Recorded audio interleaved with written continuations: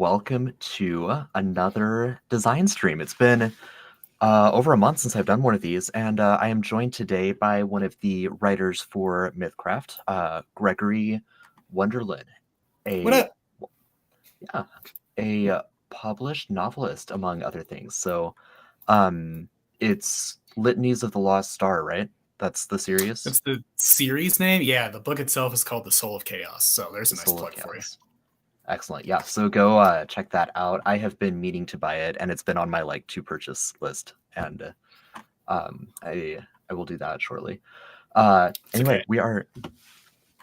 we're here to design. We're here to design the Curseblade fighter or warrior, because we're doing a MythCraft stream. This will be available in both systems. And I'm sorry, restart my beginning. Oh, I started halfway through my beginning. I'm sorry, everyone. Hello, welcome to a design stream. We're here. What's up? We're here with Gregory Wonderland, one of our MythCraft writers.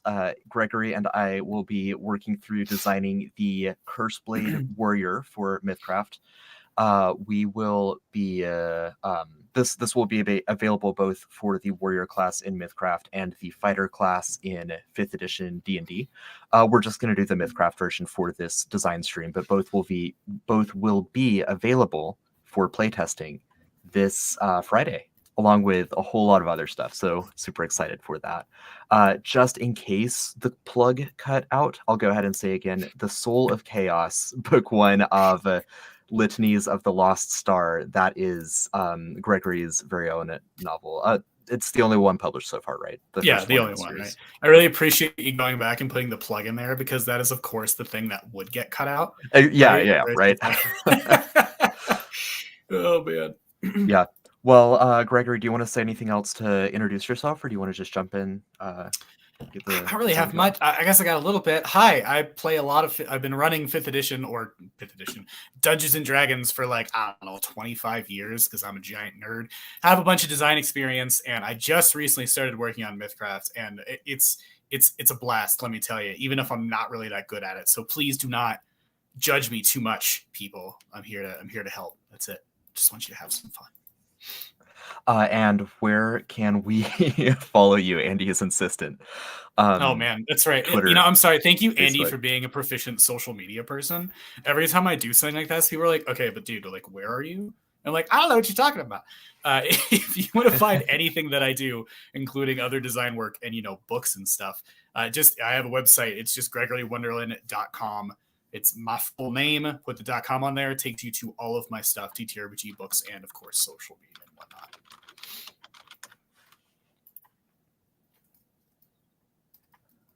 Excellent. All right. Well, welcome everyone. Glad to see so many of you in chat already. So to get started, before we, so you've outlined quite a bit of this class already, but we're kind of taking it from the pencil stage to the ink stage, if this were like a visual art piece. So just based on kind of the outline you've worked on so far, what's like the aesthetic of this class track? What kind of vibes, what kind of powers should we expect? So I made sure to outline this so I didn't look like a total moron live on stream, right? It's like, what are words?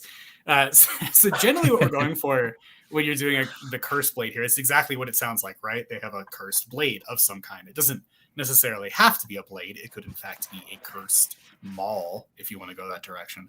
But we're going for someone that kind of very heavily relies on weapon usage, warrior, but also has some kind of supernatural connection to that weapon. And that weapon itself is more of not so much a sentient weapon, but a creature or a being of some kind that's been trapped or intentionally put inside of this weapon to give it this kind of one-up on different supernatural creatures. So it's going to be more of a martial class that leans into more of the supernatural casty side and trying to get those things to be synergistic with each other. So to compare it to already existing classes or subclasses in 5th edition, just because almost everyone is familiar with that, would you say this is closer to like a Hexblade or an Eldritch Knight. Obviously, the lore is a little bit different, but aesthetically, if you were to mix Eldritch Knight and a Hexblade together under the Warlock class, that's probably what you'd be looking at here. Okay. It's not going to be, so it has a very influence of occult in there because, I mean, think of what we're designing this for. A little bit of dark fantasy in there, but very much I'm trying to open it up a little bit, or at least we are, to other options. Because, you know, when you make a class or a subclass, you don't want to necessarily, or at least I try not to do this, pigeonhole it so specifically that you have to play it this way every single time. So opening that up a little bit and giving it some various options. So it would be a combination of those two to actually answer the question that you asked me. Oh man, I'm so good at that. Awesome. All right, well, let's jump in. I know, like, you've already written. I haven't had a chance to look at it yet, so I don't know like how fully drafted some of the different talents are. But you can go ahead and start copying, start writing. I will just monitor. Feel free as we're going through this chat to make suggestions, to make like idea pitches, anything you want to, provided that one, if I see it, if Gregory sees it, and we end up taking it, that you're fine with that. So don't make a suggestion if you want to save it for your own like homebrew subclass that you do at some point. If you put it in chat, it's fair game. 2, don't put it in chat if you don't want to see it like picked out a little bit. Like if you suggest an idea and then we kind of get under the hood and mess with some of the numbers and stuff, like many of you have done this before, just looking at chat, looking at who's here, so you know the drill. Just like by all means contribute. I'd love to see whatever ideas you come up with. I will not steal any of Andy's ideas unless Andy puts them in the chat. All be stolen. Right. But yeah, like there's no guarantee that we're going to use something that you say, but there's also no guarantee that we're not going to use something you say. So just like approach it with that kind of like collaborative spirit in mind. I doubt that's true. I think everyone has good ideas. Sometimes it takes multiple iterations before you arrive at that good idea. Jogedon, sorry, I don't know how to say your name. Joe Geddon. I'm going with Joe Geddon. Joe Geddon. All right. An Armageddon. All right, so we've got some references up here for page numbers. I should have grabbed my book. It's in the other room now. Yeah, that's something I'll definitely say for design advice. If you are designing something and you are not completely 1,000,000,000% familiar with the source material, do yourself a huge favor and write down page numbers, man, because that'll save you so much time flipping back and forth between books and PDFs.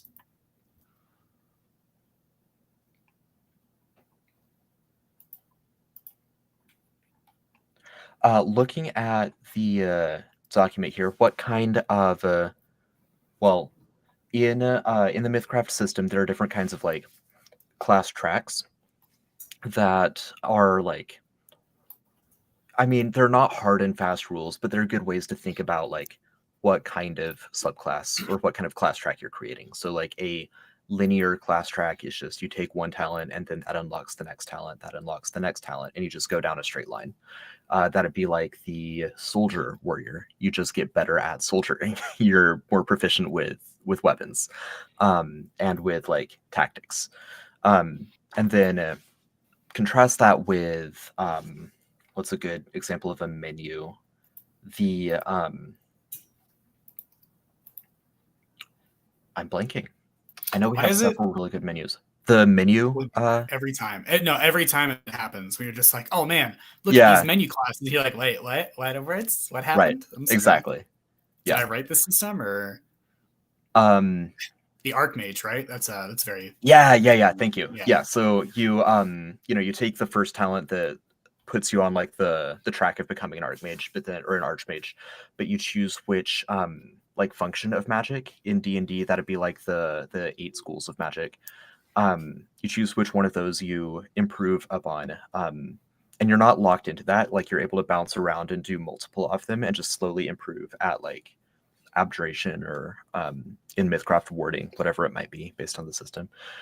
So The Tome Keeper Aurora, the Tome Keeper Troubadour is like, it looks like a menu because it's got a bunch of different like options that you choose. But once you choose from that menu, then you're locked into like a miniature linear track based on that selection. So that's kind of a hybrid. It has elements of both. What kind of track do you anticipate the Curseblade being?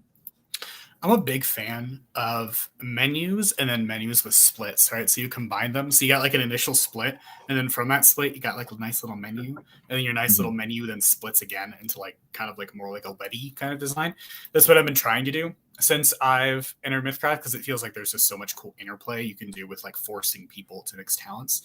And you can do this cool thing that I've noticed where you can kind of like multi-class within your own class. Which I'm a huge fan of. That's like my biggest design just dream of be able to do kind of whatever you want, but in the flavor of what you're doing. So that's kind of my goal here with that, is to do exactly that. So I want to give you like multiple splits you can take to make your Curseblade like as versatile as possible, but still keep it in that same vein. So each split is going to lead to a progressive talent overall that, does what you should be doing. Which again is a very long answer to a very simple question. I mean, we are writers. That's what we do. Yeah, right. We don't. Yes or no? Well, let me tell you.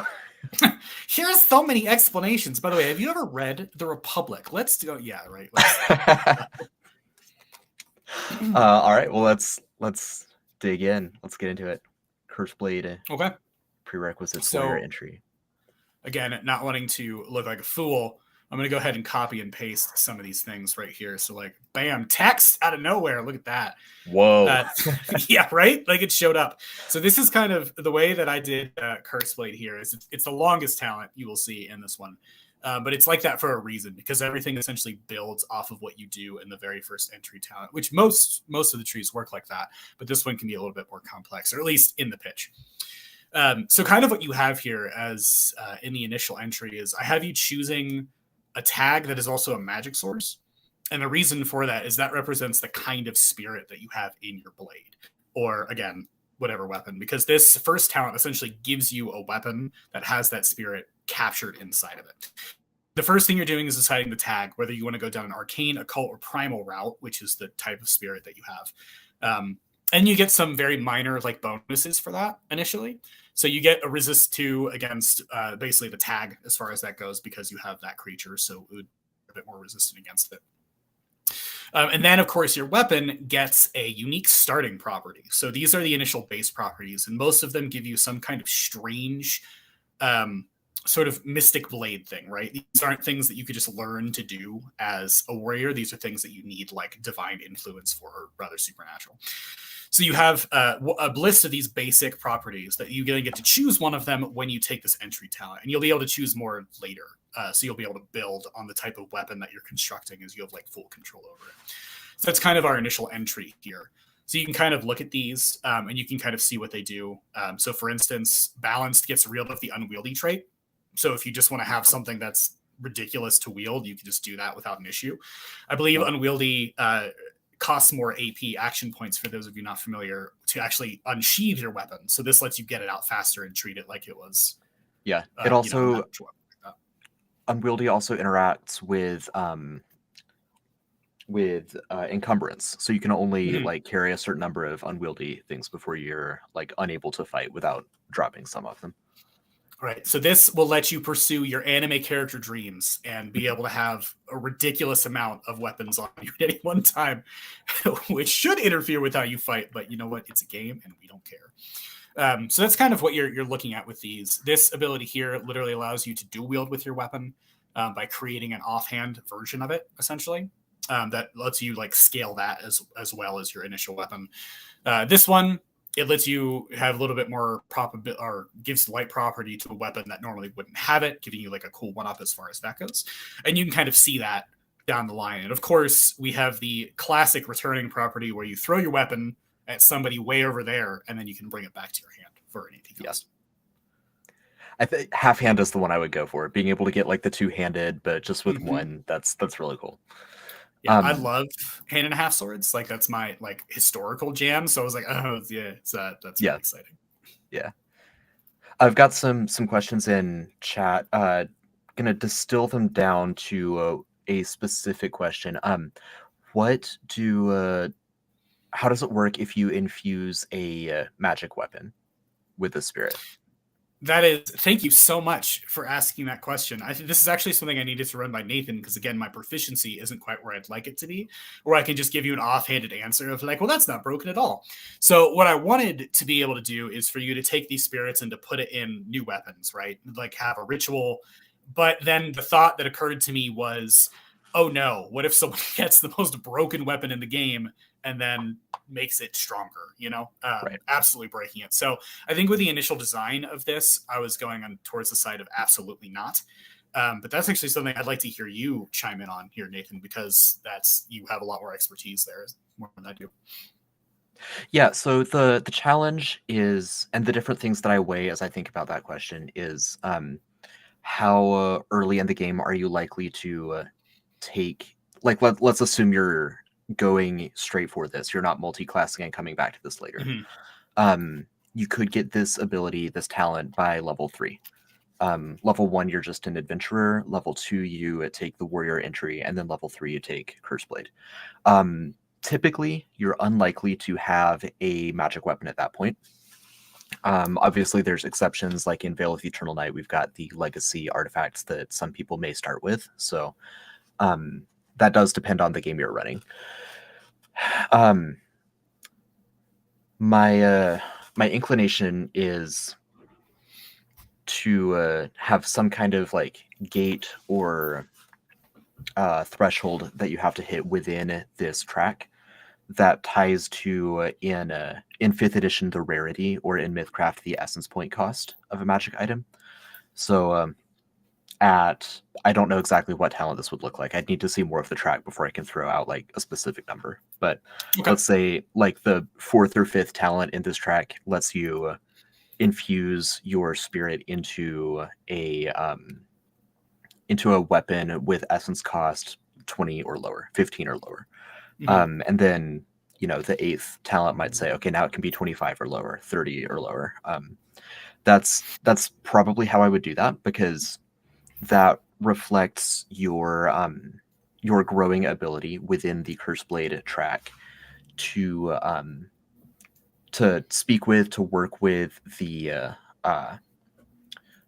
spirits that you're infusing into these weapons. You get better not just at wielding the weapon itself, but also at like negotiating with like the cursed entity living inside it. Yeah. So I mean, this is what happens when you get two writers talking. Right. The answer is maybe. So the answer is maybe. Let's see how it goes. I think that's exactly right. I think we just have to see how the other abilities stack up and see if that would be terribly broken. Now, I did see, a quick question of somebody asking, Holy Avengers level 3? Yeah, absolutely not. Good. I mean, if your DM wants to let you, or your Mythcrafter in this case, of course, you can tell how much 5e I'm involved with. Then hey, that's your game, right? Do what you want to do. I did see a question someone asked about, what about Sundering as far as the weapon goes? And this weapon would count as a magic weapon. So I think that might be handled in like the magic weapon rules. But yeah, that ritual question we were just talking about might actually solve that as well. So we'll see if that's something we actually need to get into, at least as far as things go. I think sometimes with design, people can get bogged down a little bit with answering all of the questions at the start. And the issue you get with that is that everything that you designed before you started designing is going to probably go out the window. So if I try and answer all those questions before I start making the first talent, I'm eventually going to wind up being like, oh, well, that was all not used. So let's just do it in. So sometimes it helps to just have that base outline and then improv off of that as you're doing work. Yeah. I usually write maybe 120% of the talents that I end up actually keeping. I'll think of different ideas. Some of them are worth keeping and like boiling down and mixing with something else. Some of them are not worth keeping, but yeah. Anyway, let's continue.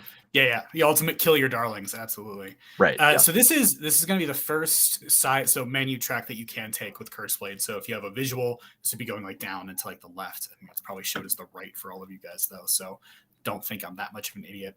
The camera's mirrored.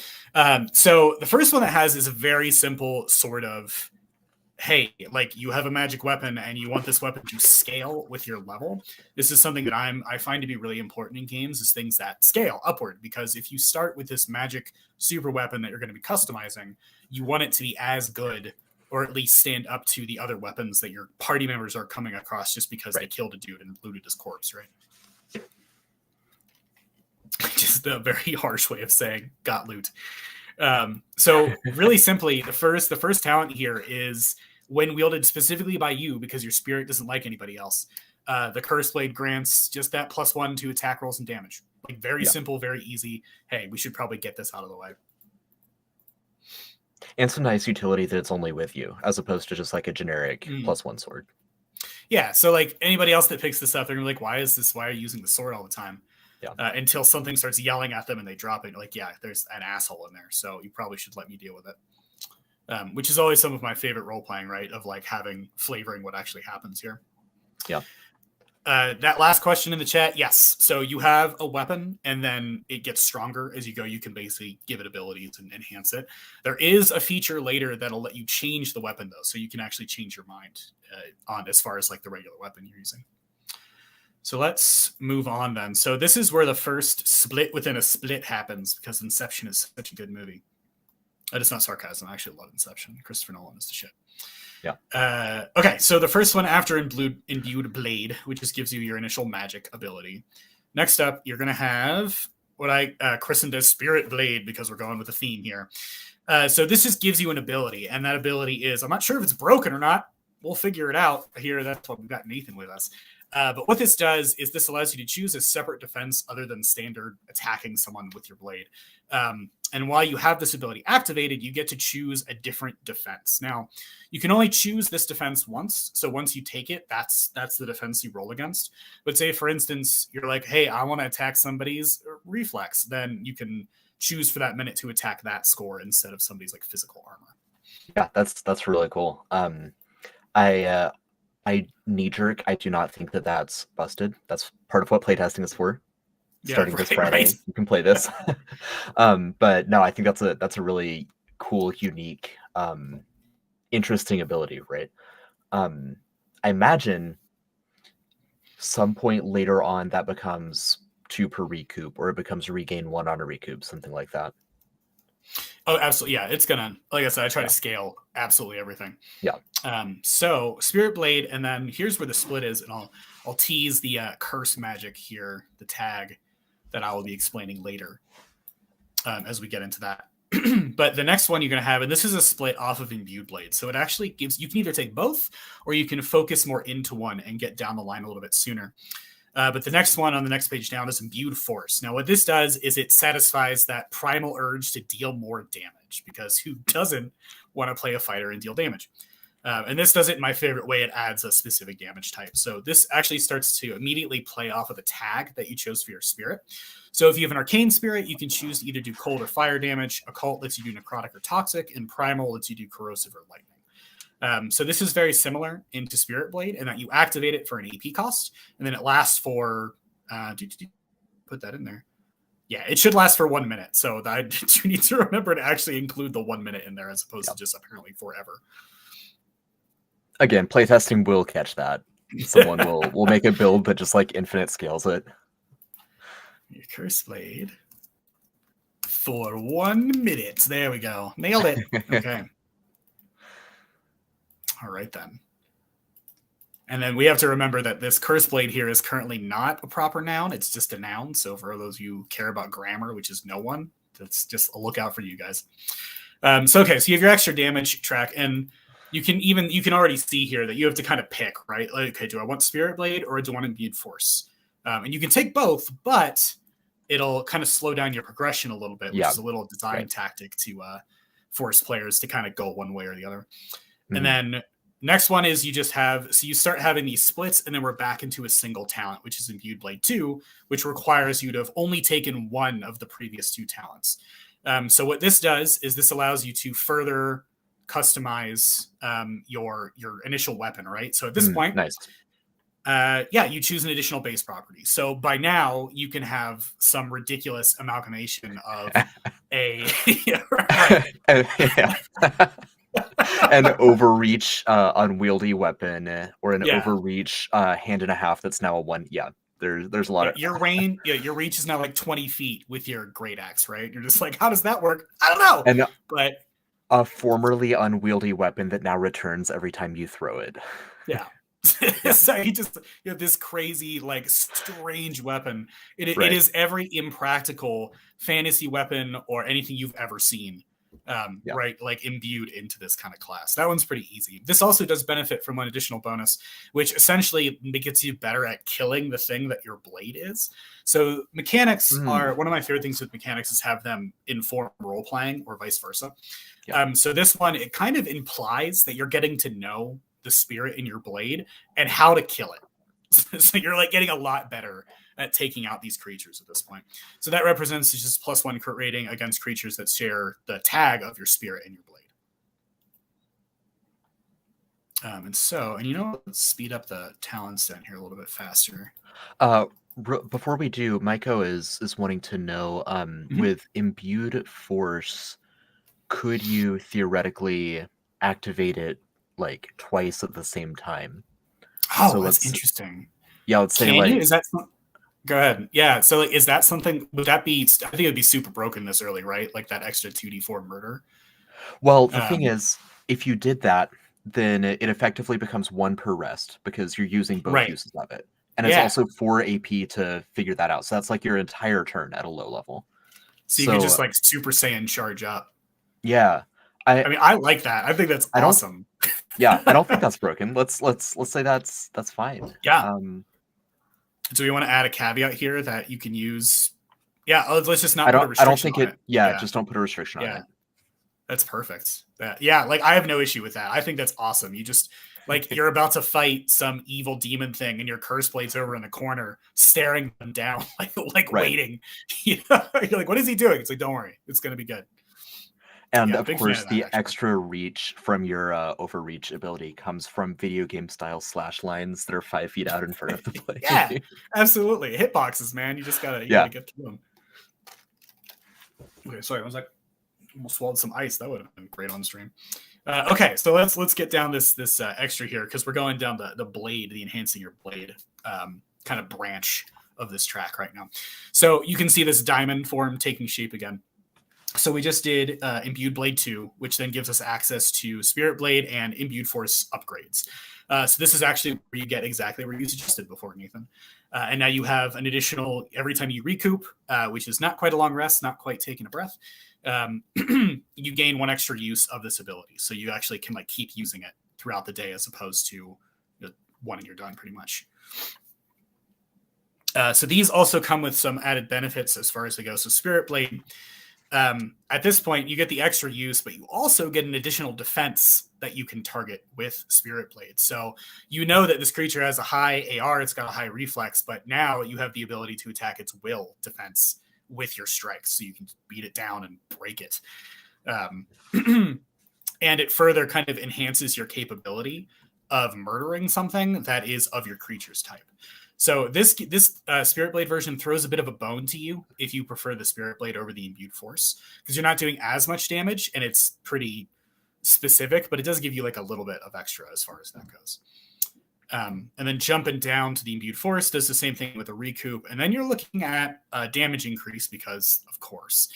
And then you also get access to your other damage source, right? So let's say, oh crap, like this thing is immune to toxic. Now that ability is completely useless. Now you can switch over to your necrotic damage and do some extra to it.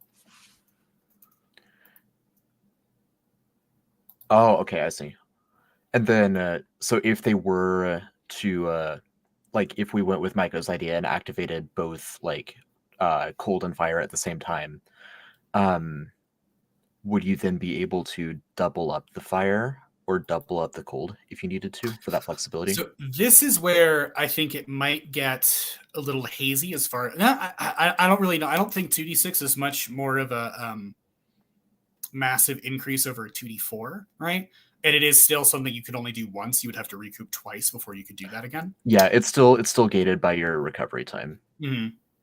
So again, it's something that I'm fine with as a designer. But yeah, I think you could probably I think this would be more to your MythCrafter at this point to say yes or no to this, just because of the balance of their particular game and how it works. But I would be fine as a designer being like, yeah, you have both damage sources, so you can use fire and cold to get some icy hot action going on. I agree, especially with the like the big thing for me is like not handing out too much power without like some kind of recharge mechanic, and I think that that allows that kind of gameplay. And yeah, to answer playtest till it breaks. Hello, David and David. I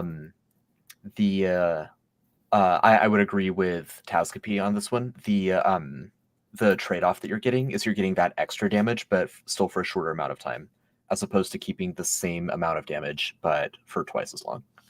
Yeah. Okay. Yeah, absolutely. I mean, that's something that I love on like big important enemies. Or, you get overrun and all of a sudden you have to be like, oh God, I need to do something. And that lets you do that. So I'm a big fan of that as well. We also have, this is where it's just a slight off branch here from the choices that you have. And I included this ability for the people stuck with their weapon, right? I hate being stuck with something that I'm not really having a good time playing. So this is the morphing ability, essentially allows you to do a ritual that just changes the weapon into something new. It also allows you to change the base properties. Very obviously, if you're changing from a great axe to a dagger, you're probably not going to have the same properties on there, right? Because it doesn't make too much sense. So this allows you to reassign that and let your blade kind of change or weapon change, not only depending on your preference, but also your situation. If you're about to fight a golem, right? And it's like a sword, sometimes you wish you had a maul on you. Yeah, that's really cool. And I imagine like, again, that kind of informs the roleplay. You're getting to know the spirit better. The spirit is morphing to like your commands more holistically. It reminds me of, I have not played this game, but so my only exposure to this character is from Smash Bros. But Corrin and the way Corrin's like sword spear shield thing morphs as they're doing their like fighting abilities. And let's see, Dantis. I imagine it will. Dantis Virgil is asking like if the specific spirit, when you kill a certain kind of creature, that spirit is like, if it's the same kind of creature as them, the same kind of tag as them, if they're able to like generate like shield HP and that kind of stuff. So that's actually something I definitely wanted to go down. I didn't have enough time to fully map the other branch we're going to see, but I think that'll play into what you're looking for as far as that goes. Because again, big fan as well as it like consuming of the like. So let's see if we can get there. Right now, let's go to the next diamond shape. Now this again plays off of your last imbued blade. Oh no, I actually skipped that one. Hold on, that's morphing, and then oh no, what happened to you, imbued blade?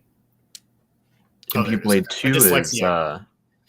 It's fine. My dyslexia kicked in there, and I was like, "Uh-oh, words." Yeah. I actually copied the exact thing I needed. So, imbued blade is, of course, the next thing that you need right here. So this moves off of here. Now, I did try to gate this a little bit more at character level by requiring you to have 7 Curseblade talents by this point. Just because that +2 to attack and damage. This seems to be across the board.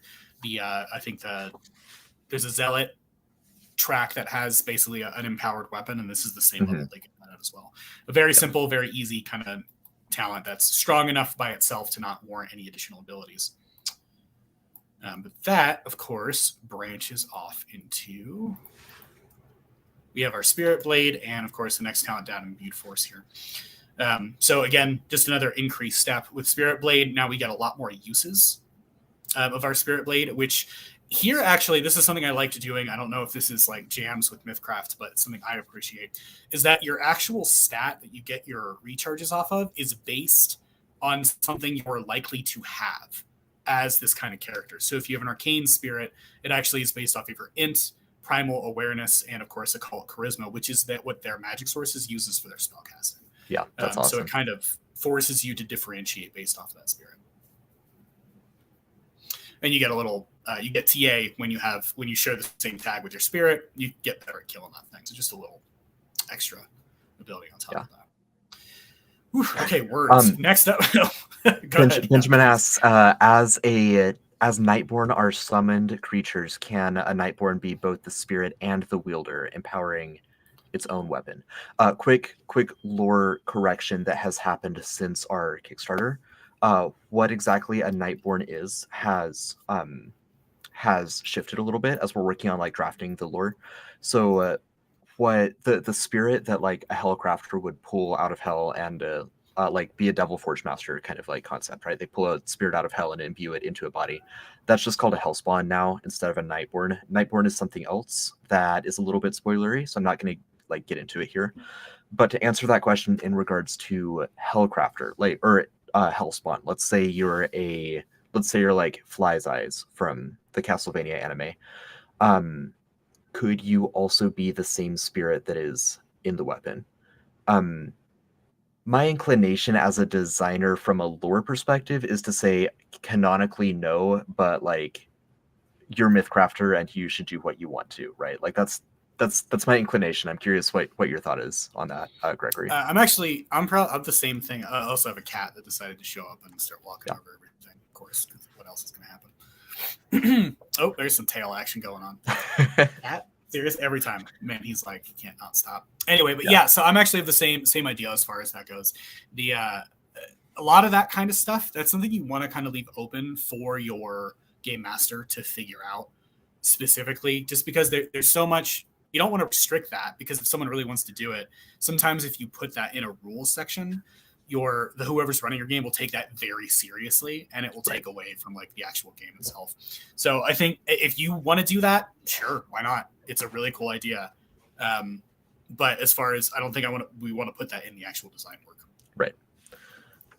And Aurora is just like loving the idea of morphing the weapons back and forth. So like you're out on the battlefield, you've got like a sword, and then you go into a political situation and you quickly turn it into a dagger so you can conceal it.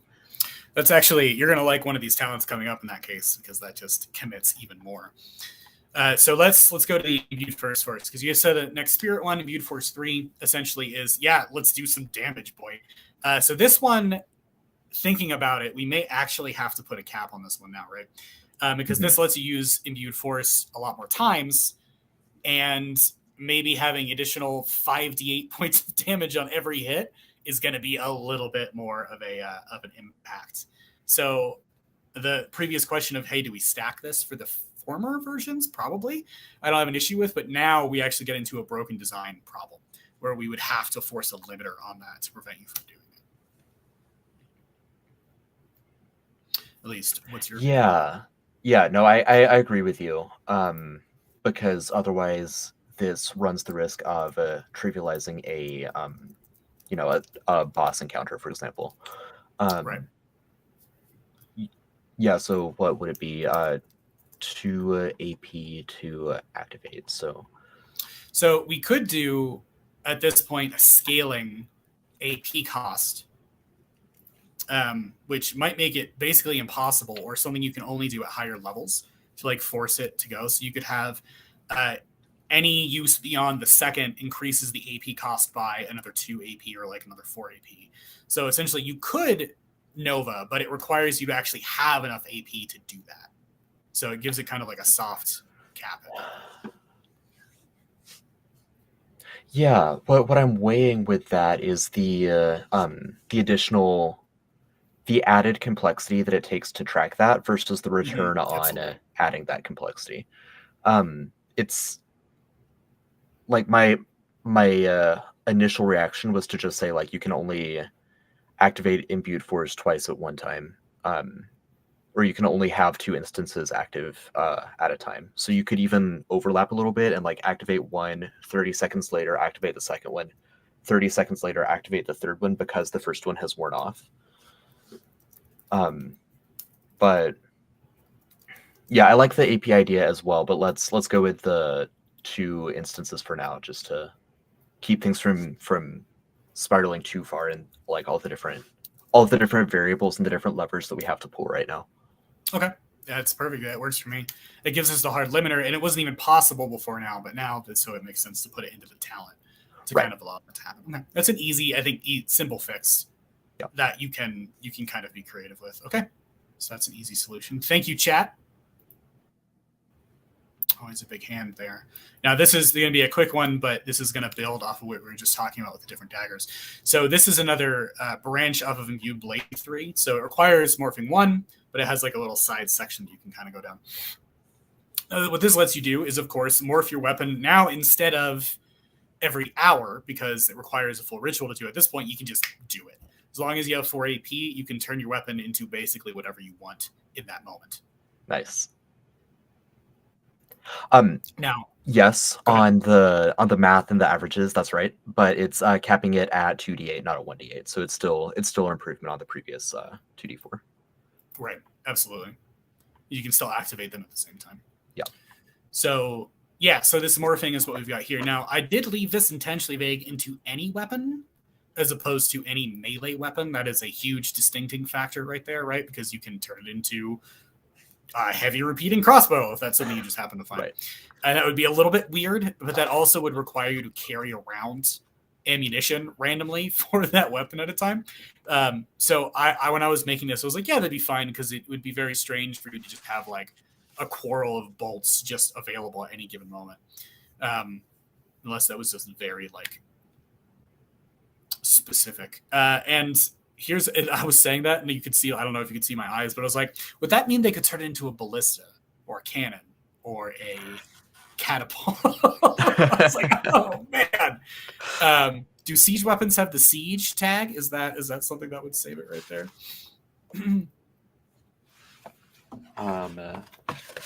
Like you're actually looking up. Yeah.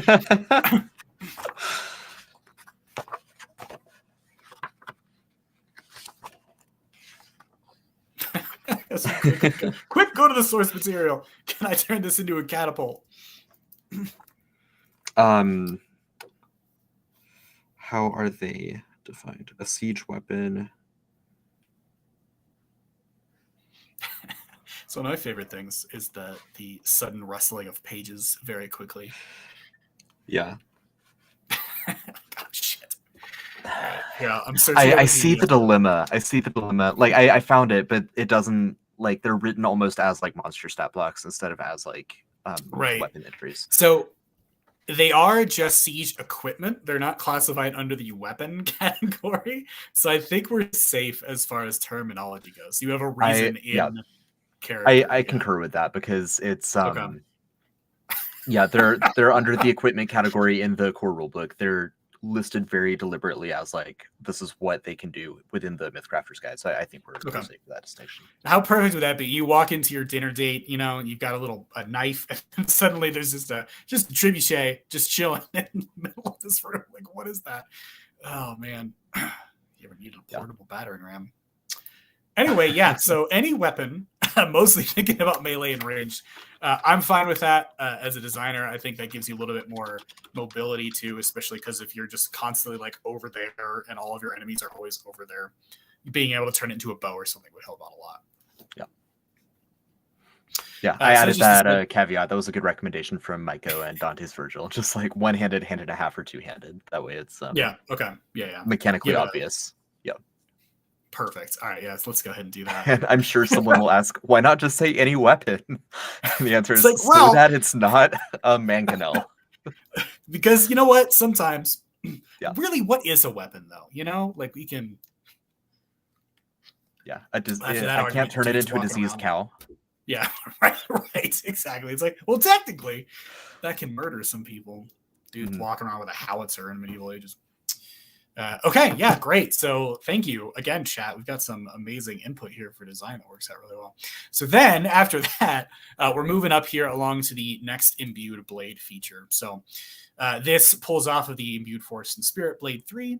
And what you've got here is just kind of a middle range capstone, and kind of something that really like gives your capabilities as a character something like unique or something really cool. And so at this point, you get just a little bit of here's some extra resistance for your for having had been with your spirit for this long. But the important one with this are the abilities, which are all 2 per rest, which may need an upgrade or not really sure. But these give you kind of AX as a warrior to really capitalize on the kind of energy that you have access to as far as a blade goes. Now, this is a bit basic, and they're all pretty simple here, but it's essentially, hey, like I'm surrounded by a bunch of dudes and it's time for them all to die. And so you get access to kind of these. So Whirling Dervish is the first one, which is exactly what I just said, kind of explodes in a radius around you and does additional damage. This might be a bit too strong, sure, otherwise. But it does, again, another extra damage based off of your spirit and which stat they draw off of. The rest of these are pretty similar. Explosive Burst is a cone that if you get to make a free extra attack that can knock something prone if it hits. And then Scything Blow is just a line attack, essentially, where you choose a dude all the way over there, and it will beam blast through whoever is between you and them, and they also take that damage as well. Yeah. The Scything Blow's range currently is the same as the Explosive Burst, so currently my bad. it is weaker than that. 30. Yeah. Okay, Yeah. okay, that makes more sense then. Yeah, right. like the 3 different right. Now mechanically and from a lore perspective, the Searing Beam of Energy seems to me distinctly different from the others, because like the Whirling Dervish and Explosive Burst, I imagine you could flavor that as just like you running around rapidly in a circle, right? You could flavor that as your spirit doing almost like a sword burst cantrip kind of effect. But the flavor is very specific with Scything Blow. Is that intentional? Not really. Honestly, I was just trying to find a cool way to say a line attack. Okay. So this could be you throwing your sword through a bunch of dudes 30 feet. If that's a problem, I think that's a pretty easy fix. Mostly when I was designing it, it was kind of trying to do the difference between a radius, a cone, and a line. Yeah, as far as I mean, different differences. What I would do personally, if I were like wanting to use the Scything Blow ability, is I would say like at the end of those 30 feet, you like teleport down that line and you attack each creature of your choice along that line. Gotcha. Okay, so you got that. That thrown weapon. So there's kind of situation. Right. And then like the player can say, okay, so I'm actually like creating this beam and then teleporting with my weapon, or I'm like Aragorning my way down the line, like ducking and slashing as I go. Okay. Yeah, that just makes it feel a little bit more in keeping with the theming of the first two. Yeah, a speed / attack.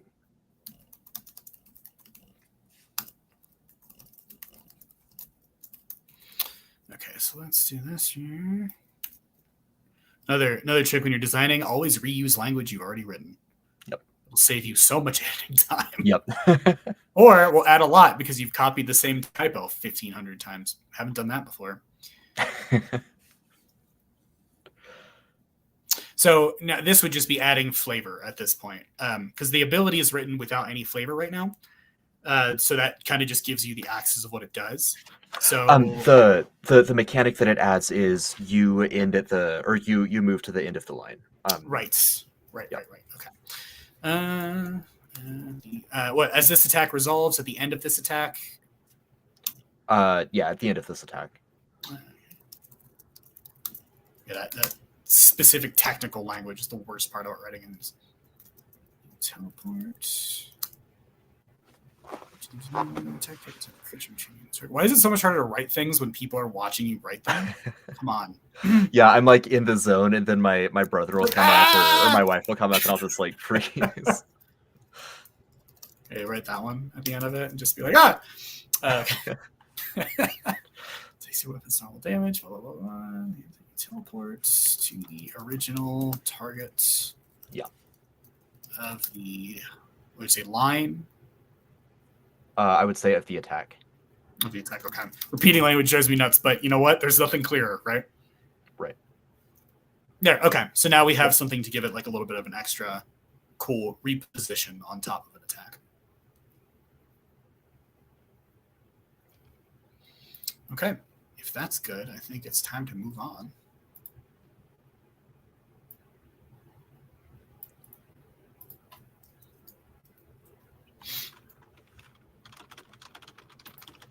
You got to remember that there are people and chats happening. Yeah. All right, so let's move on to the next talent here, which is another big one, a big chonker, because now we're getting into some advanced levels. So we want to make things like a little bit more interesting for you when you're advancing down this branch. So the next one that we're looking at is advanced property. Now this basically just plays off of the base properties before, only you get to add a cooler, kind of more brutal property to your weapon as it's kind of advanced in power. Nice. So these are much more supernatural in their origins. So we started with draining, which allows you to essentially hit somebody and take their life force. So your blade is draining it and then giving it to you. So you hit someone. Now, this is only one per recoup, so you can only do it every so often.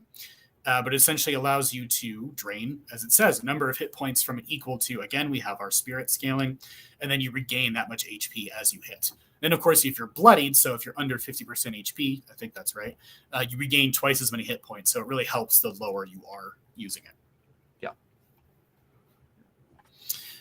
That's one. And if any of these are terribly broken, please interrupt me and go like, dude, you need to shut up. So next one is impossible design, which just plays on the stupidly huge weapon trope and just lets you wield a two-handed weapon one-handed.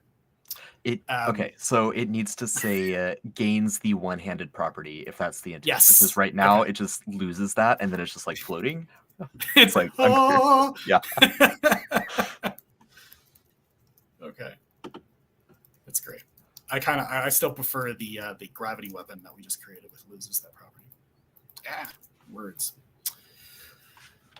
Should we have one-handed like replacing the two-handed weapon if it possesses? Yeah, or here I'll just add it. Loses the two-handed. I've never done that before. I pronounced the W in two. Loses the two-handed property. Yay! And it gains the oni-handed property. Nice. Why do we lose like 50 IQ points when we're streaming? Was that actual? Okay. So yeah, you've got that one as your first one. Then you have quick, which it makes knife wielders probably so excited. You can just jab someone with a knife 500 times. Yeah. Oh, man. And prison shank. Why are we not doing like the floaty no hands thing? Because that's a legacy artifact already in the game. So like, that's assuming that you can at some point find a way to merge your spirit into like a weapon that you have. You could potentially like min-max or like combine those to get that.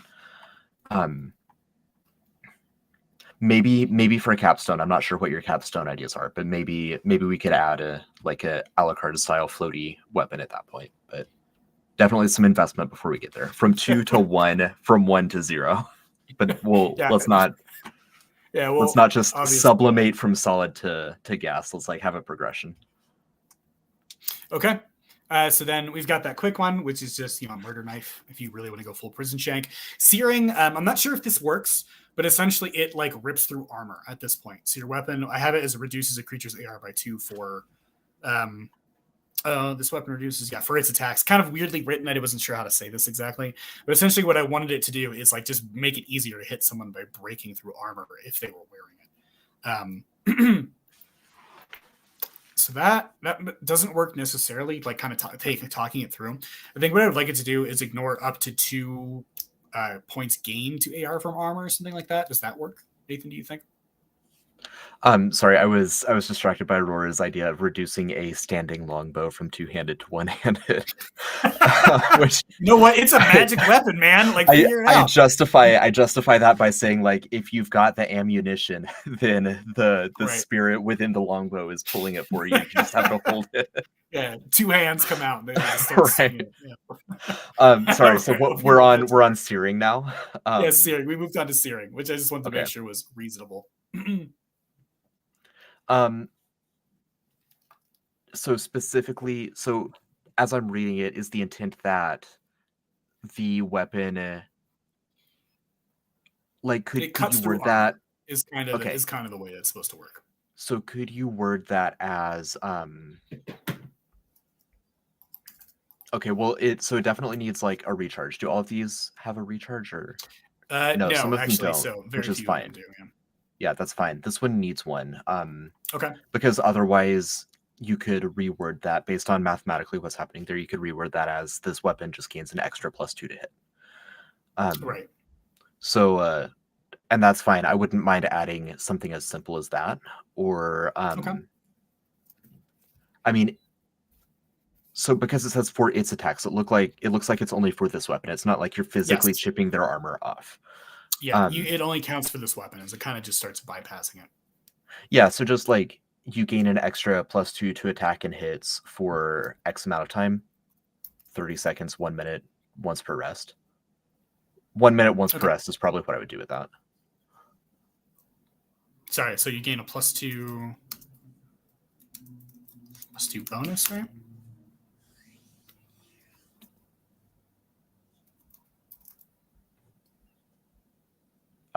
Yeah. +2 bonus to attack rolls. Oh man, you get a +2 bonus to attack rolls. Just that's it for 1 minute. Yeah. And you want once per rest, yeah? Yeah, I think so.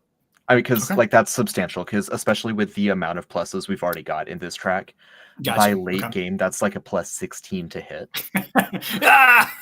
I'm gonna take you out. You know what? That works for me. So it's just a very accurate weapon at that point. Okay, cool. It looks like you edited your outline dot because I don't see it showing up here. Oh, right. That makes sense as to why. Because I'm going back and forth between the two. Yeah. Cool. Whatever. Yeah. So we're gonna stick with that copy paste sort of thing. Because I was typing, I was asking these questions. That looks good. Oh man. All right, next up we have siphoning. So this one is essentially the same as the HP one, only it functions for SP. So we're actually going to get into that. We're going to go on the side branch here a little bit, talking about spells and all that kind of stuff. So you do get access to spells via this track as well. So that would play in if you were going kind of that direction, giving you more of a regain capability. Mm-hmm. And then lastly, essentially right now we're looking at like the more martial side of this, and then there's also going to be the magical side of this that we're going to look at. Yeah, we're gonna, as soon as we finish this one, which we're almost done, we're gonna switch over to that version of it. So that's what we have right now. And then lastly, Spirited. Now this one again might be a little bit too strong because of added damage, but this one would really play into the more caster side of this. If you wanted to focus more on your casting aspect with a weapon that did damage, would be able to add essentially another stat to your damage roll as far as this goes. Now, because you're a warrior, this was kind of designed with the intent of these stats probably aren't going to be crazy high for you, or your attributes rather, so it wouldn't be adding too much, but it does open a lot of capability to min-max and kind of go a little nuts with that. Yeah, I mean, in the MythCraft system, you're able to scale your abilities a lot more than in D&D. I think this is too powerful as written, and we can talk about some ways to break it down in a minute. But like design-wise, we removed proficiencies entirely. Right. So the scaling of the attributes accounts for both. It accounts for both your like strength getting higher and your proficiency bonus getting higher. So that said, like you get an extra attribute point every time you level up. By the time you're level 30, you'd have around 34 attribute points. The cap is... So this would be very easy to blow out of the water, so to speak. Yeah, like usually it's safe to assume that if someone is going on a specific track, they're going to max both their primary and their secondary and maybe their tertiary attribute by the time they're done. Absolutely, yeah. Yeah, so I mean, I like the idea. What I might... part of this comes down to playtesting, right? Like how much does it trivialize threats? What I think this needs is like a recharge or I actually think it needs to just be entirely changed. I think that the extra damage is like looking at it, because sometimes when you're just drafting and seeing what works and what doesn't. I don't think this track, I don't think it needs it at all. I think it's kind of a superfluous ability, and either it needs to be changed or just deleted. That's my straight up input on it as far as the self edit goes. Yeah, I mean, there's already 5 other options, and you only get one when you take this. Yeah, I think that's fine. We can scrap. So let's knock it out, and of course, if any more inspiration comes, we can go back and always add to it. Yeah. So then this is actually going to cap out the imbued blade version here. With our last imbued blade, which has a requisite, very simple. Whoops, hold on.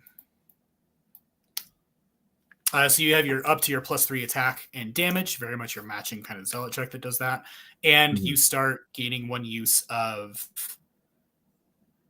the ability that you grabbed. So your ability to like explode and do your whirling dervish, explosive burst, and all those. You gain 1 of those back on a recoup, so you can kind of continue to do that as you level up. Now this does require 12 talents, and it's kind of your end of this track as far as it goes, because your blade is kind of maxed out power wise. Okay, if this is the end of this track, there'll be a magical like caster focused end that kind of is the foil to it. Yeah, so it's going to have another end. So this is just the branch of this particular track, and of course this doesn't have the capstone in it right now. So yeah, so like, let's.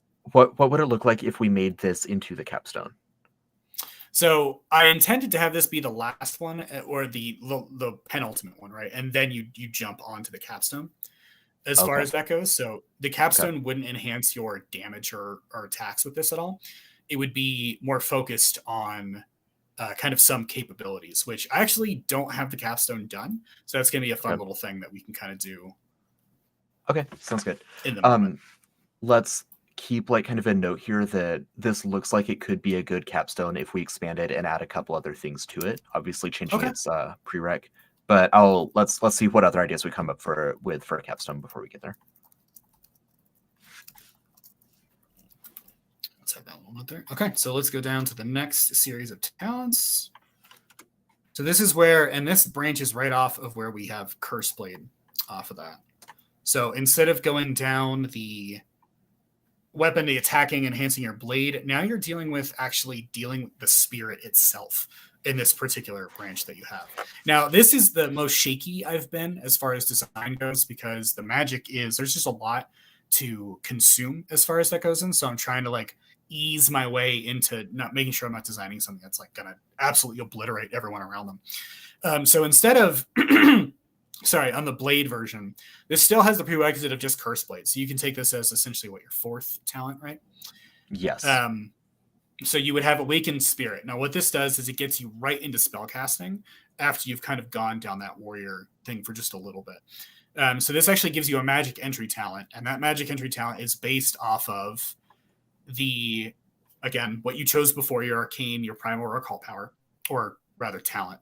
Spirit tag. I'll get the right word eventually. Yeah. So, and that kind of puts you down that path. So if you have an arcane spirit, obviously you would probably cast arcane spells off of it, right? So it makes a little bit of sense as far as that goes. And here is where we start seeing that curse magic tag explained. So every talent that you take as far as if it has the curse magic tag, counts to actually kind of start scaling your magic power up as far. All right. That offers a ton of like flexibility. It offers a lot of options with 3 different sources. Each one could give you different abilities. So, and obviously like your Curseblade tag is what increases your power. So I was looking back at some of the others because you mentioned to keep an eye out for that. So there's other abilities on the martial side that could augment this. All they do is they would just add some power. Right.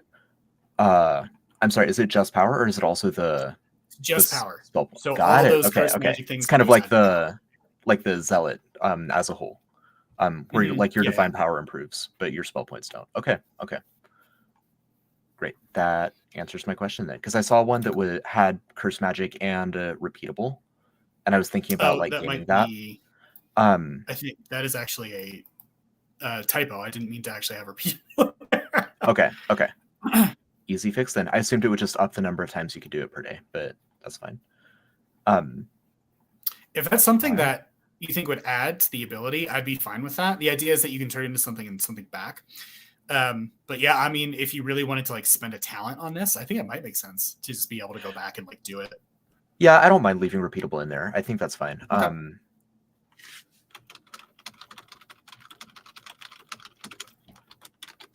So I was working with somebody else on something. Yeah, I'm just gonna make a note. I will fix that wording in a little bit. Yeah, we'll just keep moving.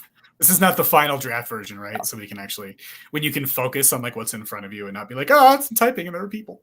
Right. All right, yeah, so we've got the Awakened Spirit, which again could be the 4th talent that you take, or you could take it at level 4. Yeah, and then you can, right. so you can always come back and take it whenever you want. Yep. So now we're looking at kind of starting to define your spirit a bit more with Awakened Spirit too. And so what we're looking at here is you get to add another tag to your actual spirit, which helps with your other combat abilities. So you got a little bit of synergy between these two. So like obviously instead of just occult creatures, you can also target occult themed creatures. So that adds that tag, kind of developing them a little bit further. And it gives you a bit of a bone here as far as damage goes. Now, some of these I wasn't totally sure on. The resist X, I think is a pretty simple, just kind of like, hey, you get like a cool thing for taking this, enjoy. Or you get better at dealing with this particular aspect of it. I think those are easy. Now, the DR from cold, corrosive fire, or lightning damage, I'm a big fan of stuff like that, of just being like, hey, like it's not going to absorb everything, but it's going to give me just maybe a few extra hit points to stay up when I need it. The Fey one I was a little bit lost on. I like the idea of being immune to like the kind of whims and whimsical nature of Fey. I don't know if that worked necessarily or was like too strong as far as that goes with the compared to the other abilities. Yeah, I do think it's too strong compared to the other abilities. I think Charmed is the right way to go with Fey, but I would just do a... So, looking at these, I would just do Resist to Charmed, because Resist increases your defenses. It's not like the same mechanic as in 5th edition. Yeah, absolutely.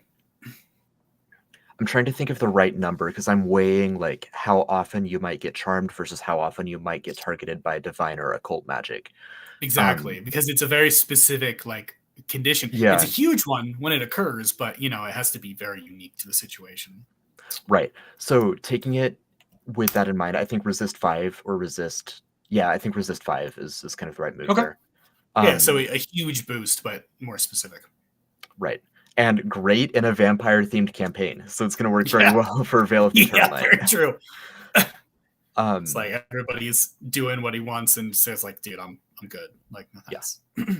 Now, damage reduction in MythCraft is the inverse of in in 5th edition it's just resist. So it's just like you have whatever you would take.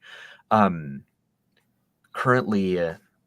so the way it would work, I'm just gonna scratch pad here a little bit. Yeah, that's great. Everyone, sit down for your lesson. Yeah, if this were written on a monster stat block, it would mean it reduces damage by 5 unless it is cold. Cold is what overrides the damage reduction. Ah, gotcha. Okay. So now I'm in agreement with you on what the ability should do here. It just needs to be reworded a little bit. So like choose one of these types of damage.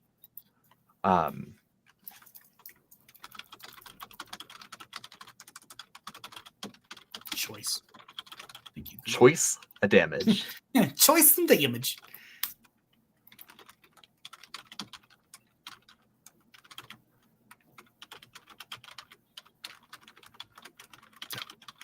Yeah.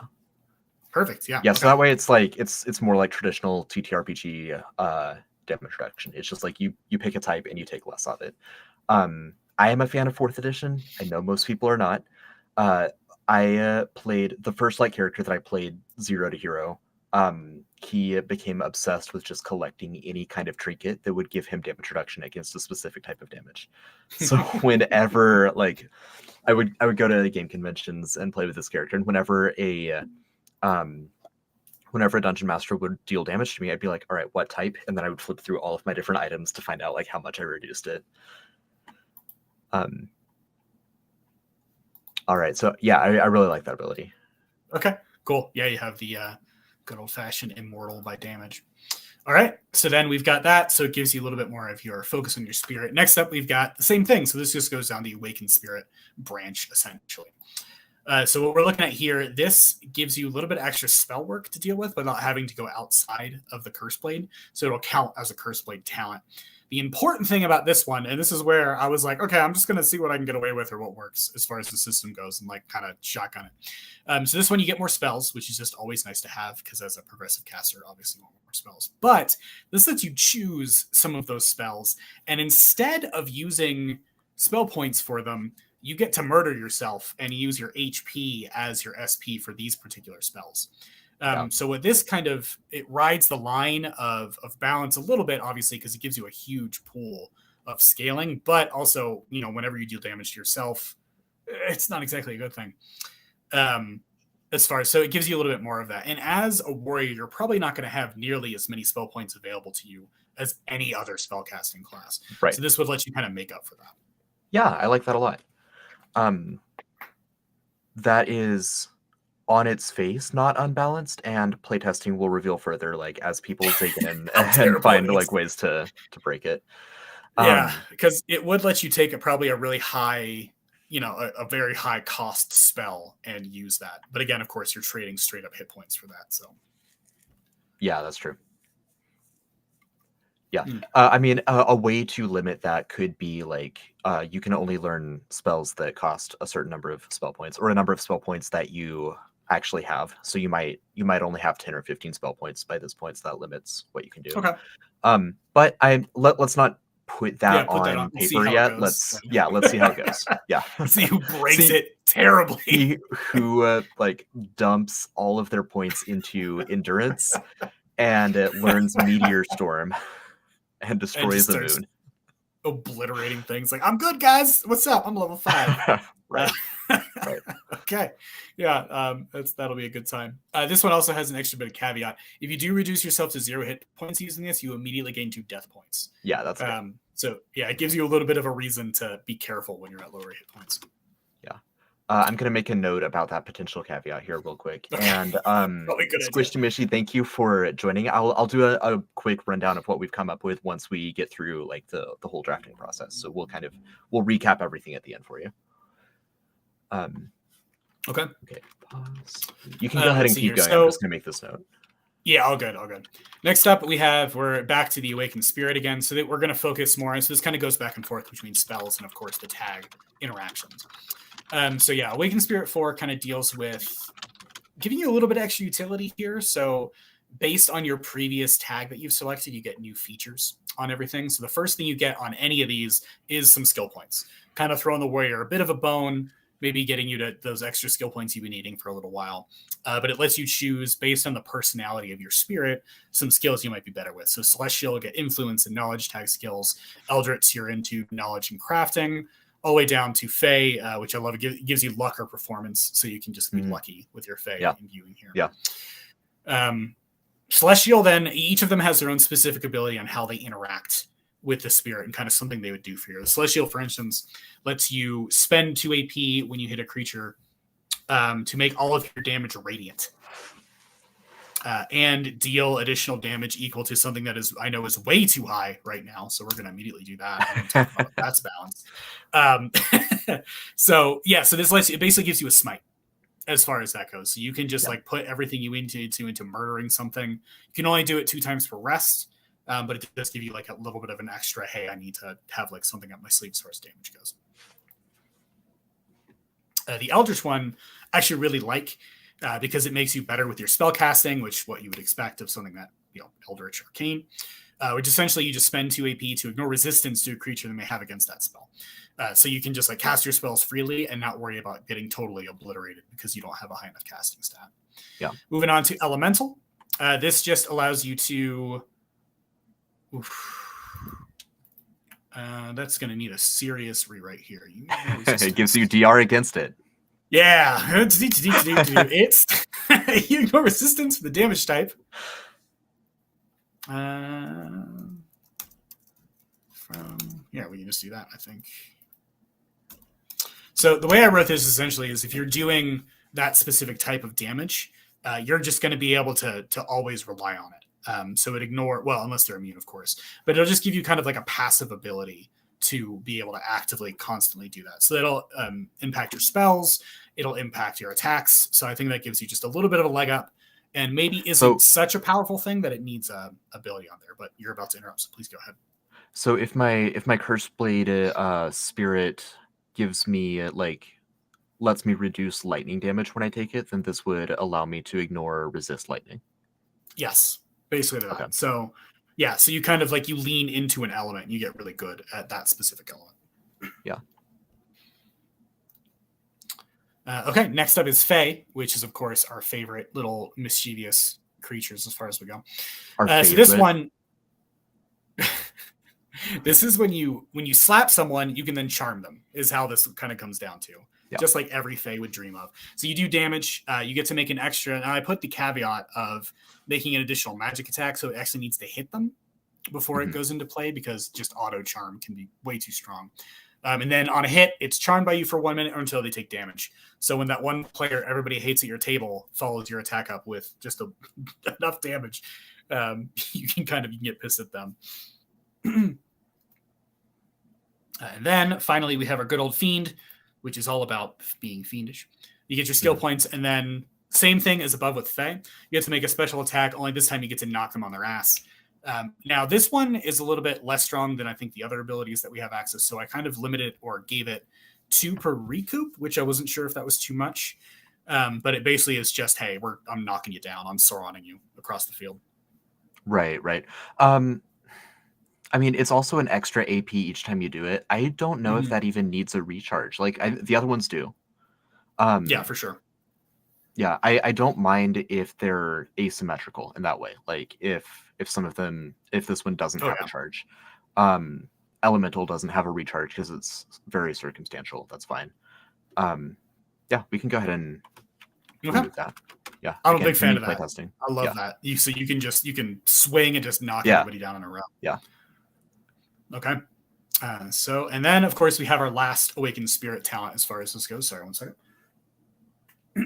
Now this does mark 20 talents as far as this track goes. So this is kind of why I stopped here, because I'm like, I'm getting a little bit aggressive on extra abilities here as far as the outline goes. So what you're looking at here is this kind of just improves your ability to land spells. Now this one is both awesome and dangerous and terrible at the same time. So this allows you to choose 2 additional spells that you can apply to using your life force to cast, so your HP instead of SP. Now this one, though, what it does is it allows you to double the damage you've dealt to yourself to make sure that the attacks automatically land. So you don't have to worry about them missing, but you're killing yourself in order to do it. So whoever took their meteor spell and is going to break the game will in fact be like, yeah, I'm going to do this, but you get to do it once and you're probably on the ground. Yep. Yeah, I was like, oh, I can abuse that, and then I saw it does extra death points. I would up this 4 death points instead of 2. That would take the average person halfway to dead. Provided that they go all in on it. If you're playing like the kind of min-max pedal to the metal kind of character, this will take you halfway to dead. If you're playing a very calculating character, you will only use this when it takes you down to 2 hit points, so you avoid those final death points. Yeah, either way works, but that does prevent the meteor storm from wiping out a continent. Okay. Yeah, I mean, it's gonna wipe out something. Just alongside it, which I'm down with. It's actually one of my favorite mechanics, and it's ETBRG I'll ever add will be you die, but so does that. Yeah, you get to do it. We're good. It's a mutual destruction pack over here. Right. So as far as the Curseblade goes at this point, so that's everything that I have outlined or drafted up as far as this goes, because it was getting into 20 talents, and that also has the unfortunate thing, both the fortunate and unfortunate thing is the warrior is very easy to dip into other tracks, right? As far as the offense track, the defensive track, maybe you want to dual wield or get better at dual wielding. So I actually tried to stay away from replicating anything from those particular tracks, so that if you wanted to, you could take a dip into one of those and kind of focus between the two. So I actually didn't want to inundate this particular track with too many, I'm going to take every single talent I have in this, because again, it just feels like the nature of the warrior to be more versatile in the way they do things.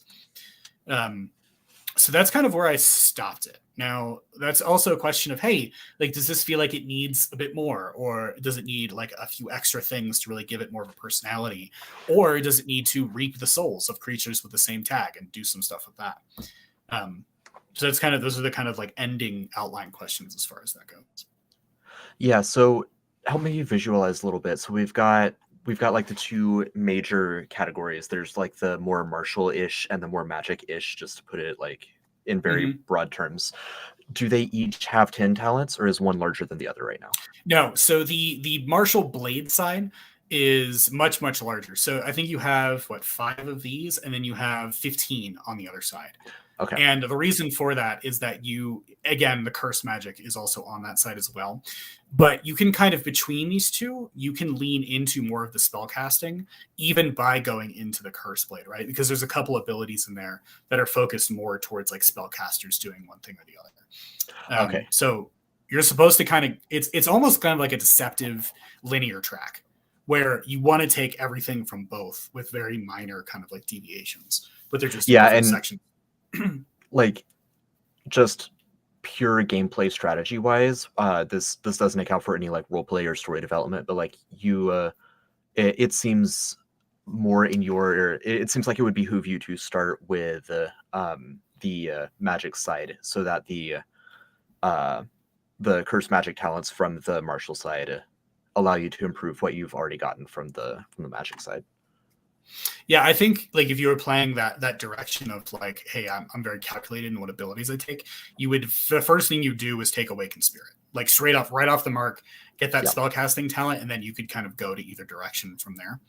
Yeah. Which I'm fine with, because again, it leaves you open to shift into more of the warrior fighting style. So if you wanted to be more of a straight up murder dual wielder using both the curse blade and your ability to dual wield that curse blade, sure, you could focus on that, or you could shift to more like the command route.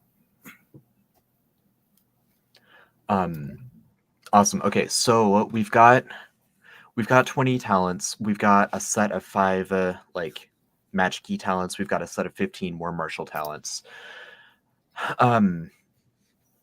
Yeah, I think you mentioned it earlier. The one thing that's like, it's there from a role play perspective, but we could potentially add more talents to flesh out like the mechanical perspective. That being the like getting to know your spirit better, helping or learning how to fight other things like it. I imagine it would, depending on what your MC does, I guess this is partially up to your table. Like if the spirit wants to help you kill other things, or if that's tension, if it's like, no, don't kill other things like me. I don't know if there's like fruit there for more talents or not. I think that what it could do is essentially, if we wanted to add, say, another 4 or 5 talents to kind of round it out, you would just put them into the Awakened Spirit kind of track. So you have Awakened Spirit 1 through 5. So what you could do is you could split off of the first Awakened Spirit and then kind of like lean into the tags a little bit more, or even force you to take Awakened Spirit 2, because that gives you your secondary tag. Yeah. And then branch off from there and have more spirit kind of interactions, which would give you like, hey, you have advantages against this type, or you have advantages versus types it typically like knows how to take out. Like if you're Fiend, you'd be really good against Celestial, something along those lines. Or just empowering it in utility abilities rather than just all combat spells. Yeah, I think that's the two things I would do, is like your based on the kind of spirit you have, you almost have a like a ranger's like favorite enemy kind of thing. Maybe with more damage, maybe with just like knowledge about it, skill checks, that kind of thing. And then some kind of utility, whether that's like learning rituals from the primal or occult or arcane source based on what you selected. Yeah, I think a few talents after Awakened Spirit 2 would be the move there. More talents. Yeah. Okay. And That's where we've been going for about 90 minutes, so let's not try to like ideate those right now. Oh, For our absolutely, last thing here, I think let's figure out a good capstone or two. Either like a good central one that ties everything together, or like a good martial capstone and a good like spirity capstone. And just to like let that percolate for a minute, for Squishy and for anyone else who joined late, I'll do a quick kind of rundown of what we've got so far. So starting with the smaller side, which is the side that we just discussed, there's Awakened Spirit 1 through 5, and that lets you, well, first, top level conceptually, you've got a spirit that lives in a weapon, and it gives you different abilities like through the weapon, through fighting with the weapon, and just through like casting magic that the spirit might gift to you or allow you to access.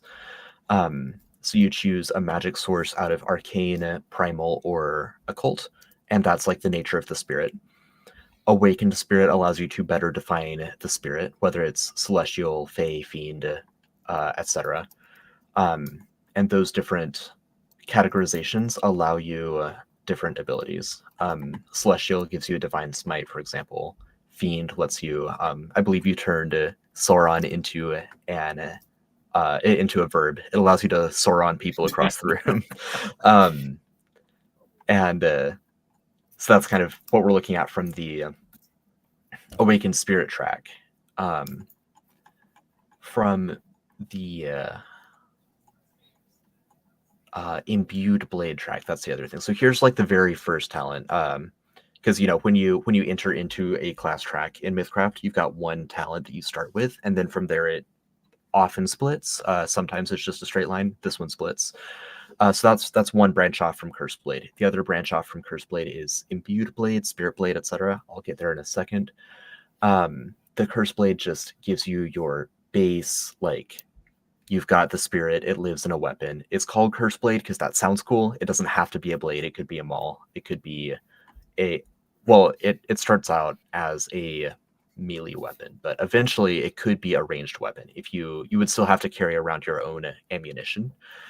But as Aurora pointed out earlier, there is a way for you to have a one-handed standing longbow using this build. Is that broken? I don't think so, because it's a lot of talent points to get there. But if it consistently shows up that you can just like, I mean, it does allow you a massive range, like a 1,000-foot range to just snipe a vampire. So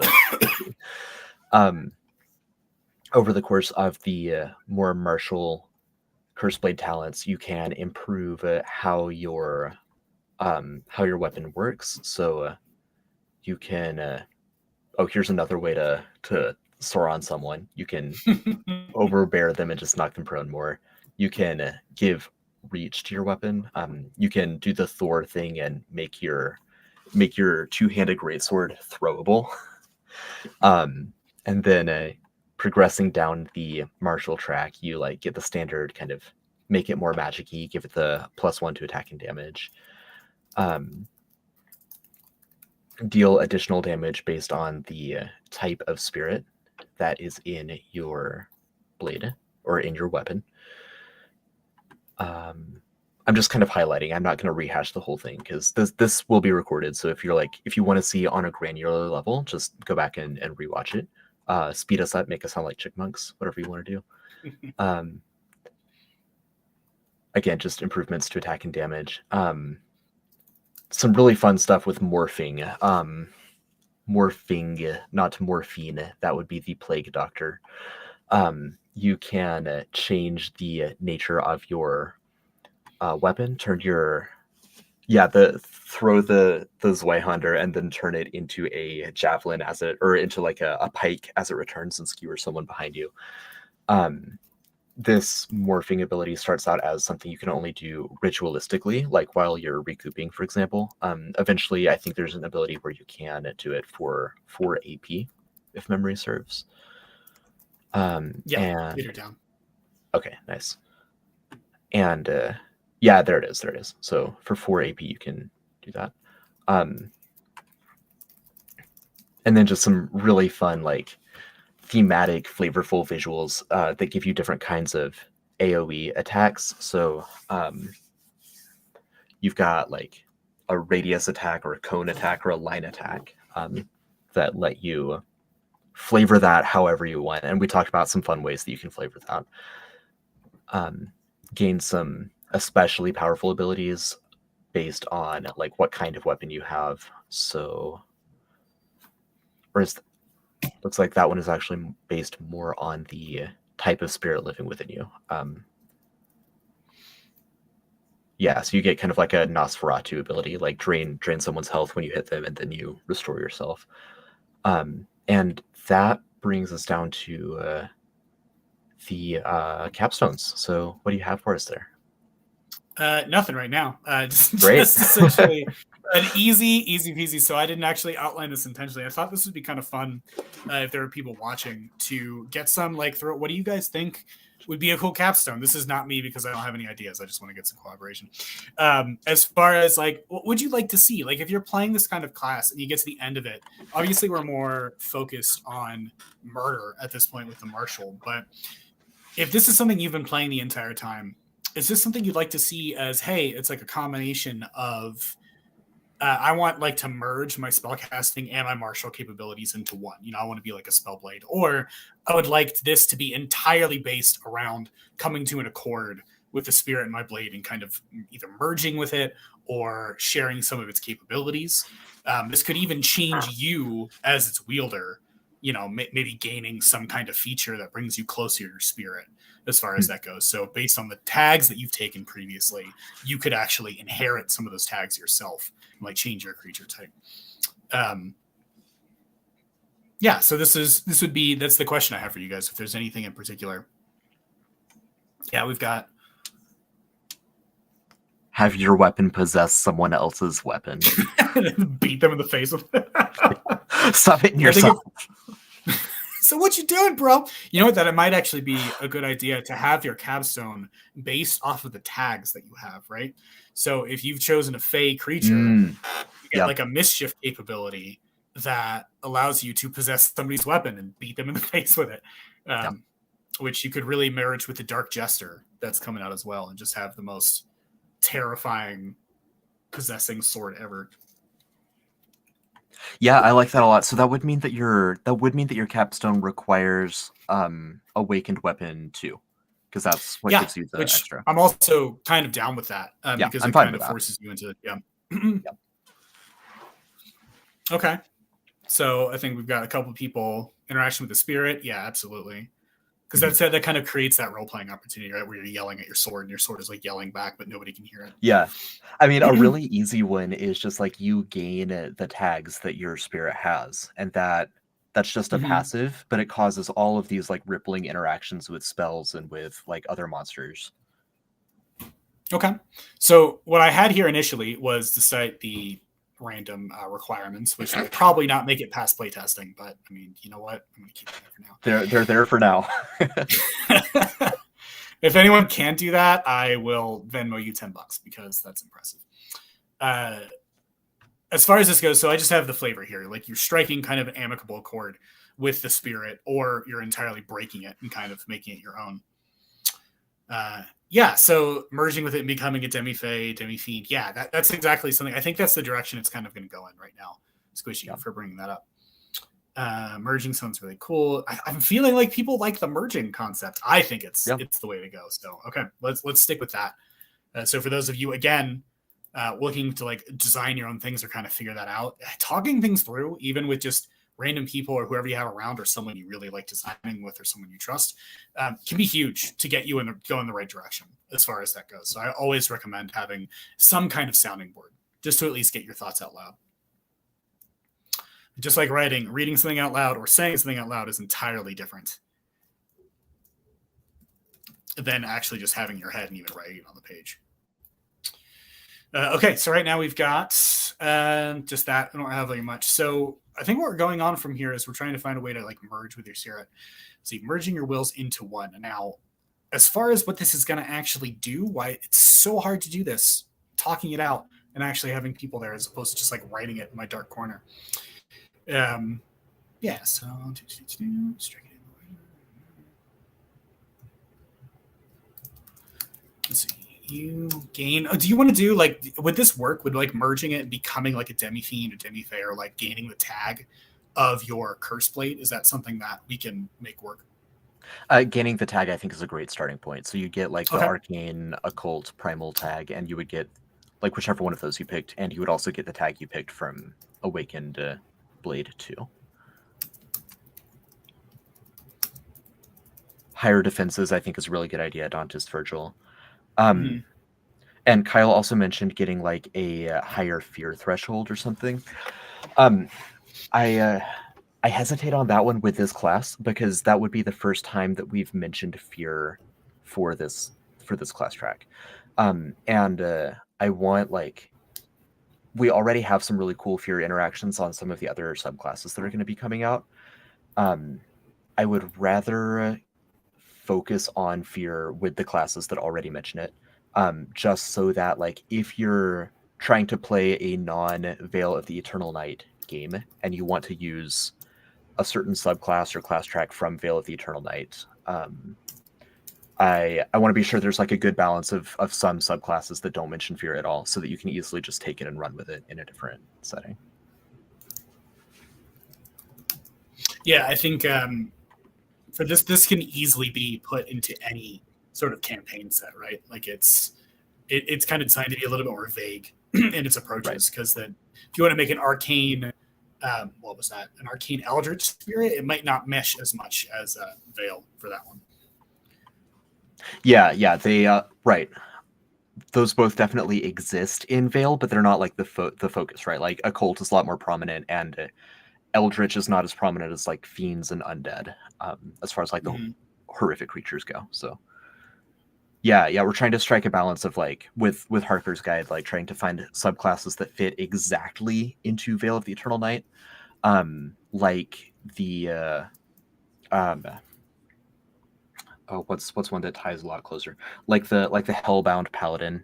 That one has some built-in lore that like works in other games, but ties very specifically into some Veil lore. Right. Same with like the Hellcrafter, right? Like you could technically play that wherever, but it's specifically written for Veil of the Eternal Night and with stuff that is going on in that campaign.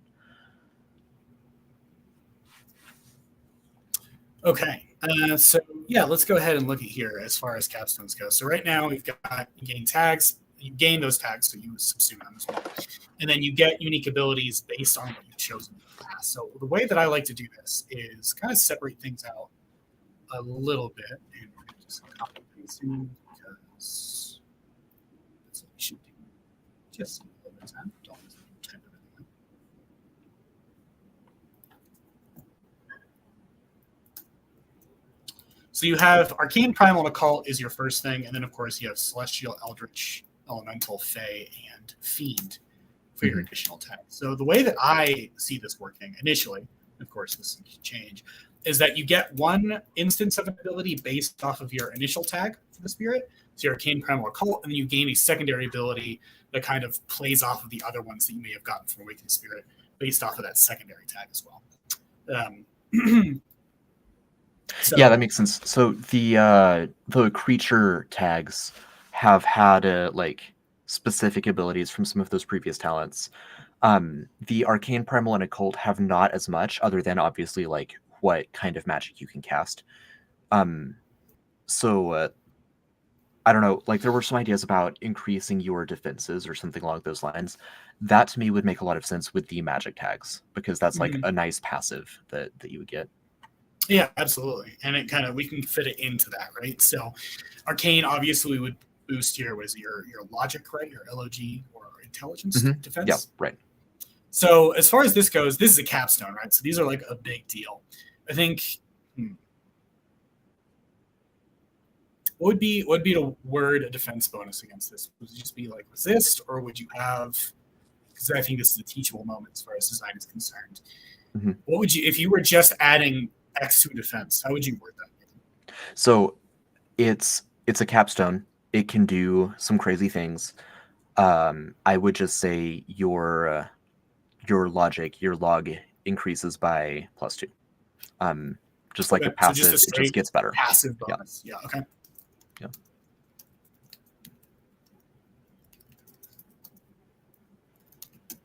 Yeah, just straight up, hey, you're really good at not getting screwed up, right? At this point, obviously, your intelligence is what you've been focusing on, so it's probably going to be behind. So we can do that with all these and make it really easy as far as this bonus goes. And who doesn't like a passive stat bonus? Especially if you have gone out of your way to get, like, for primal magic, if you have the impulse talents, then you can use your anticipation in place of your armor rating. So that's a fun. Yeah, that's huge. Oh wow. Yeah. Yeah. Good luck hitting me, dude. I'm over here. Right. I would not do that in a talent within the stack. But I think it's fine for a couple of reasons. One, it's a capstone. Two, in order for you to get that like huge combo and use your anticipation instead of your armor rating,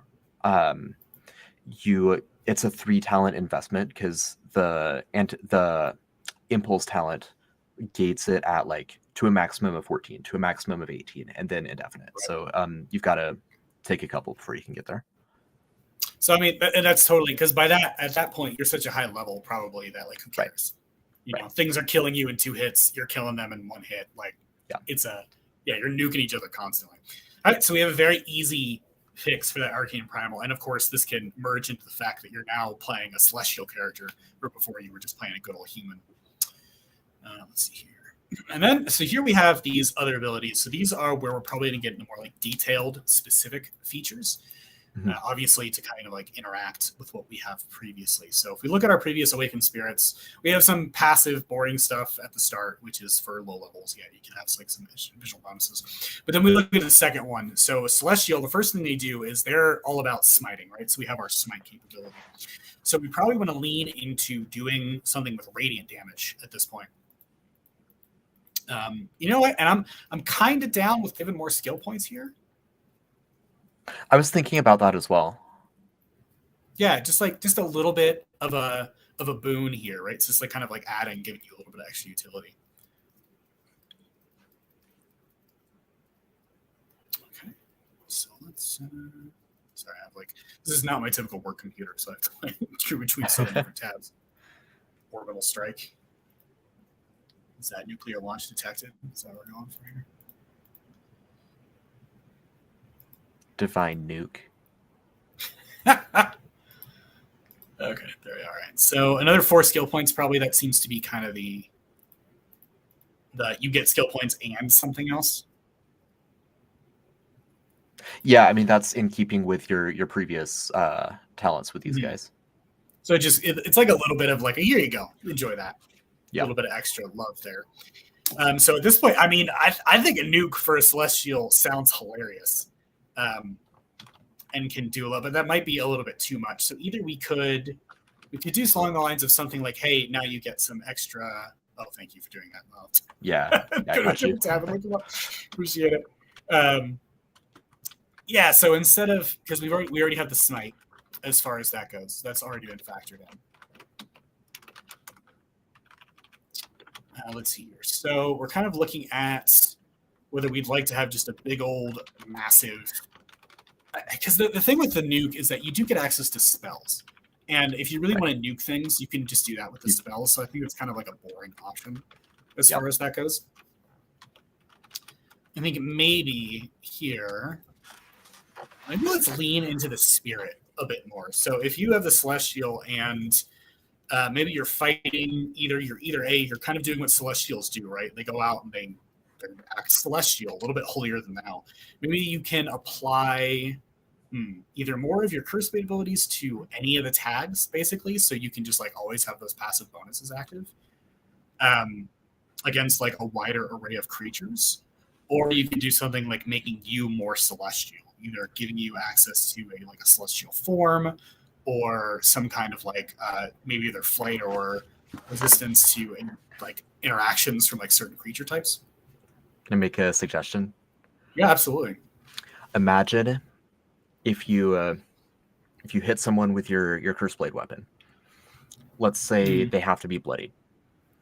You hit them, causing a spray of blood to come out, but you've got a celestial being in your blade. let's say you turn that blood into holy water. That's very okay. That's interesting. So I love it and I hate it at the same time. So what would holy water do? Like, what would having that much holy water do for you? So holy water was not in our base MythCraft game, but I've written it for Veil of the Eternal Night.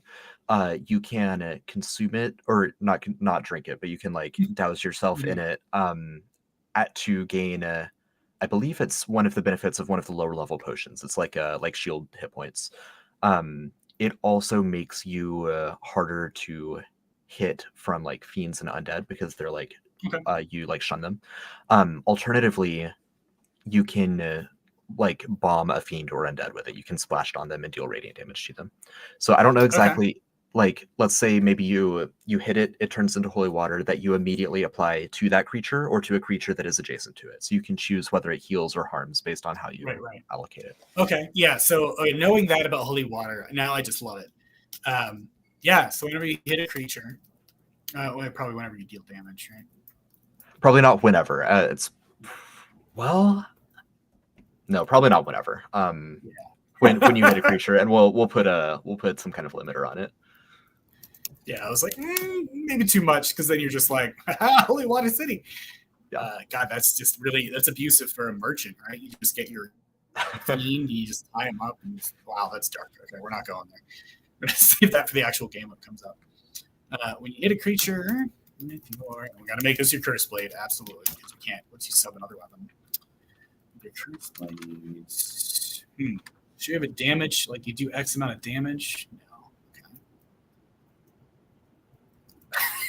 Okay. Scoring wounds. Turn. Now let's do divine wounds because you're a holy person. Oh, this is such a weird thing to word, man. Yeah. Like, how do you say, well, I'm turning this blood into wine. Turn to holy. Here we're going to go hard to that's how we're going to lean into the vampire aspect, right?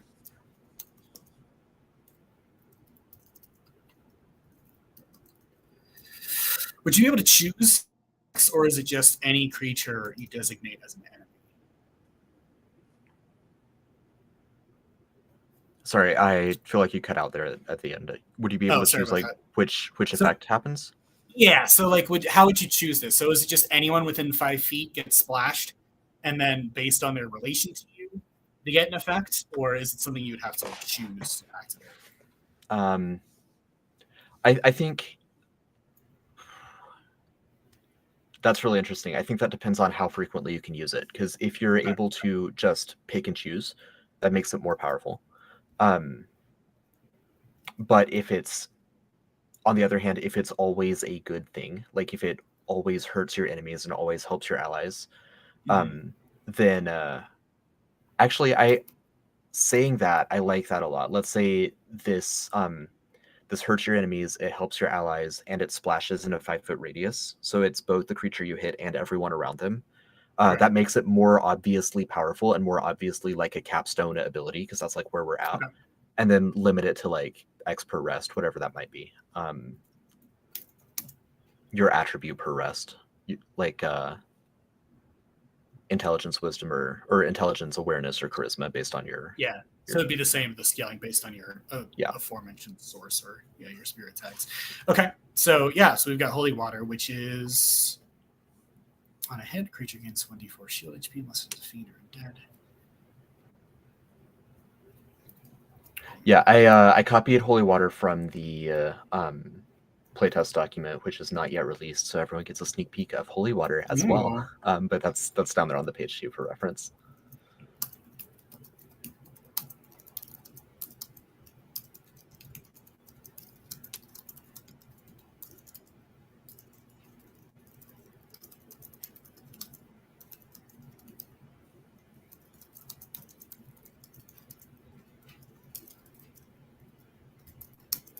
Was it 1d4 shield HP? Yeah, I assume you mean any creature you designate as an enemy, right? To damage. Oh, yeah. No, betrayal! I've been the enemy the entire time. Mm-hmm.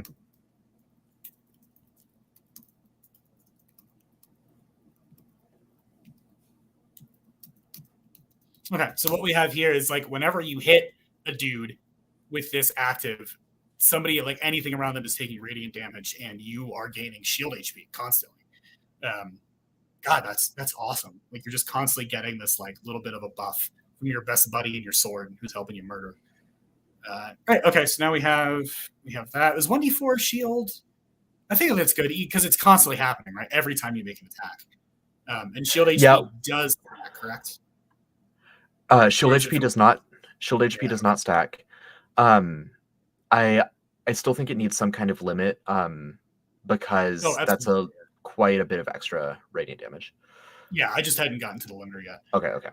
So are we going to... So the best limiter, of course, is amount of times you can use it or how active it is. So I think this is going to be an activation kind of thing. And then it lasts for a duration. Yeah, and then it's just like most of the other Curseblade stuff. We could tie this to Spirit Blade or Imbued Force. So we could say this ability activates whenever you make use of your Spirit Blade or Imbued Force, because that already has a scaling mechanic. It already has uses, and so it just ties into having those features. I'm happy with that. I think that's a really good way to do it. Okay. Yeah. That also encourages you, because you could feasibly get here without taking certain talents, so that encourages you to go back and flesh out the rest. Exactly. Of your selections. Take the Curseblade stuff. Yeah. So the duration of your Spirit Blade or Imbued.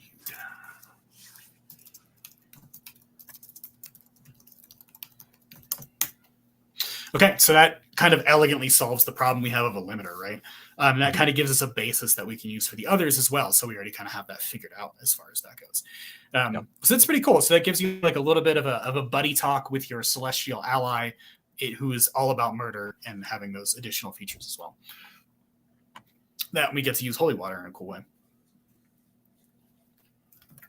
Or the most terrifying way, I suppose. How holy really is that water? Right. Oof. Okay, so the nice thing about this, though, is now we have a very basic form. So again, design thing for anyone who's not designing on the regular. Once you kind of get into the flow of a big ability, especially one like this, once you've done one part of it, the rest of it just starts filling itself out. You get into that design groove. So it can help to spend a little bit more detail work and time figuring out the initial bit so you can get the last bit a little bit faster. Okay. So these are going to have to be as unique as the previous abilities. So let's see. Eldritch, what are you doing originally here? So this is going to, we're going to focus this. We're going to lean into our spells a little bit more. So we already spend AP to ignore any resistance a creature may have to our spells. So I like initially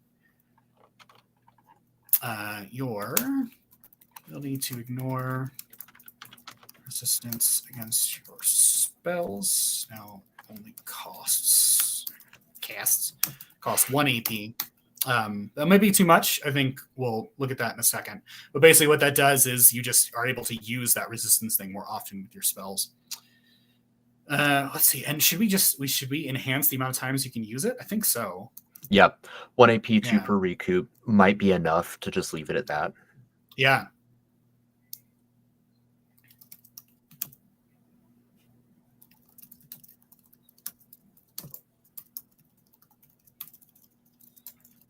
Dante's Virtual, not for Eldritch, but I think that's a really good idea for Elemental, allowing you to do different, stack the types of damage you do to possibly get around people's resistance.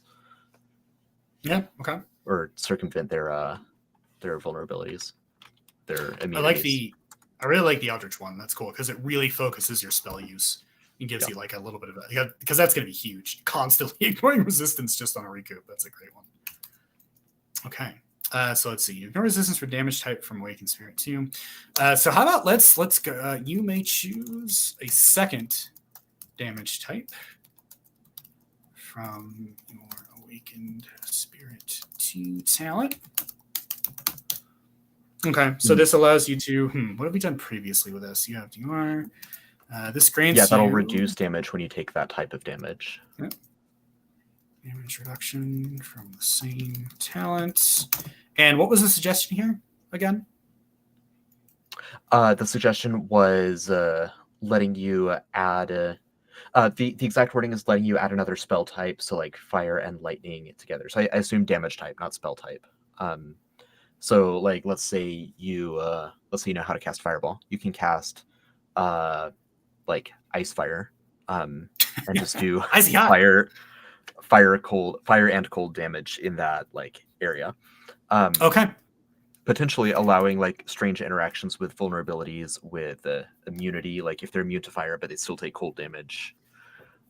What we'd have to figure out is it still all of the damage, or is it half and half? I think I have an idea here. So it's grants you damage like the same talent. You may apply that secondary damage type. You may apply either. Let's just say either damage type, because you can learn spells of other damage type. Either damage type to. That's the fire. A good way to word that.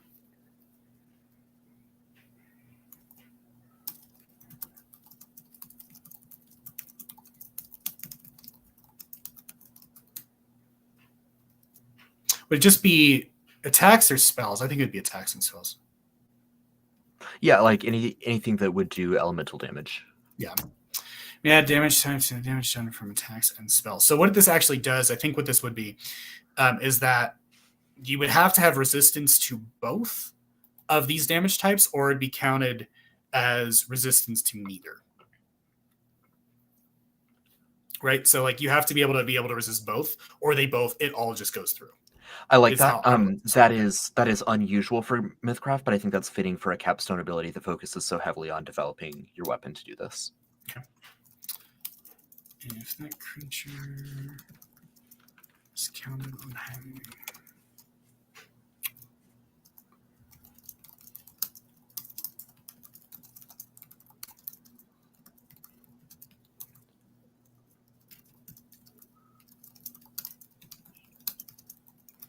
Okay, so that just lets you just meld blast right through those elemental resistances, which are pretty common, right? It's very easy to toss that on a boss.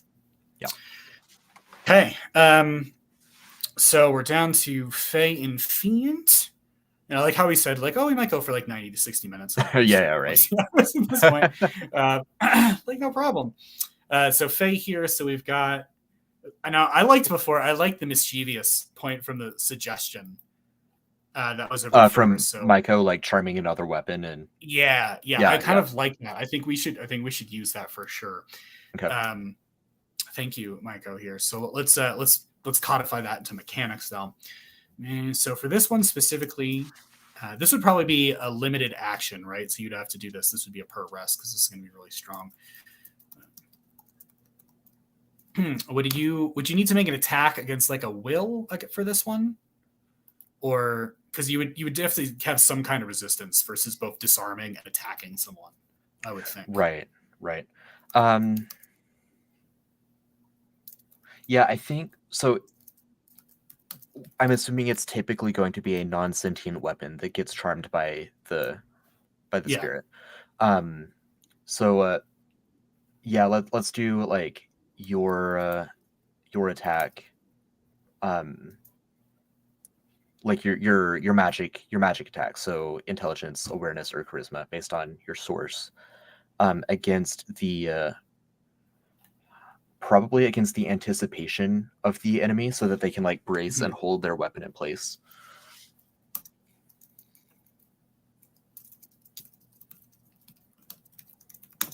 Okay, so you reach out to every weapon within 10-foot radius from you. Do we want to AP cost this, like for 4 AP? Because it's going to be AoE. Yeah. Make a magical int.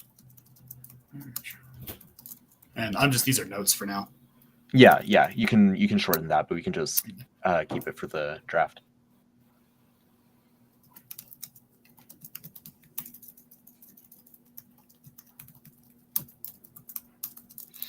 On a hit. Should they attack themselves? That weapon. I think so. That's just hilarious. Has the wielder and hit. I would say just it damages its wielder because like you've already made the attack. Yeah. damages its wielder using their own damage calculation. So they just beat the crap out of themselves. Yep. And we definitely need to give this a use feature here. So something per rest, most likely. So probably I would say, because this is so strong, I'm hesitant to give it half stat per rest, because you could just keep doing it. Yeah, on the other hand, this varies wildly based on the kinds of enemies that you're fighting, like how powerful it is. Yeah, right. So I mean, if you're fighting, let's see, every weapon. I'm just gonna add that so that it still works on like beastly creatures. Yeah. Okay. I think a half of a source attribute per rest. I think that's dialed in pretty good. I think at least for playtesting, that's around where I would put it. Okay then. So we're on Fiend. We're nearing the end here. Now we have gone to the 2-hour limit at this point. Do we have that hard stopping point, or we've got 5 minutes. We can wrap this up. Okay. All right. Let's do the Fae real quick, or the Fiend, and this is the one that takes us 3 hours, right? Let's see. Okay, so Fiend, we're going with power, right? We're like leaning into the Sauroning of people. I like whenever you knock. Yeah, let's get rid of that whenever. Whenever you give someone the Sauron condition. Let's make it. It's got to be a Lord of the Rings game with that, right? What happened to you? I got Sauron, bro. It's not fun. Right. You knock a creature prone, or back at least 5 feet. I take additional. What's the blunt damage? Just blunt? Yeah. Blunt. Yep. Yeah. I was like, I said it. I'm like, I know what that is. Additional blunt damage equal to what? Probably not your strength, straight up. One half your strength, or one half your endurance, or. I like endurance a lot. Yeah, because strength is going to be your main like damage output with this, or dex, or whatever kind of weapon you're using. But endurance, we don't have endurance weapons, so that's a safe. Yeah, exactly. Yeah, it's a safe like a throwback on there. Yeah, so like every time, so Fiend is all about knocking people down. And now you're just doing it constantly, and like they're taking damage every time you knock them on the ground. Yeah, and I like that because it's already like we don't need a recharge on that, because the abilities that you can use to knock people over are already couched either in recharges or in additional AP spent. Yeah, so there we go. I mean, I think that's good enough. Like you're just constantly knocking people down, and you're getting that on top of it as well. Now, I think these will play a little bit better, so I can go back and add those Awakened Spirit talents on there as well. Right. The only thing we have left to do is what this does at level 30, which I have no freaking idea. I think I don't want to do something for each of the different ones at level 30. There needs to be for something. Sure not. It's just going to give you like one individual thing. Yeah, that's got to happen. Let's see here. So I don't know. I don't think playing into defenses is very exciting. I mean, we could just make it easy and go to a stat cap, but that's kind of lame.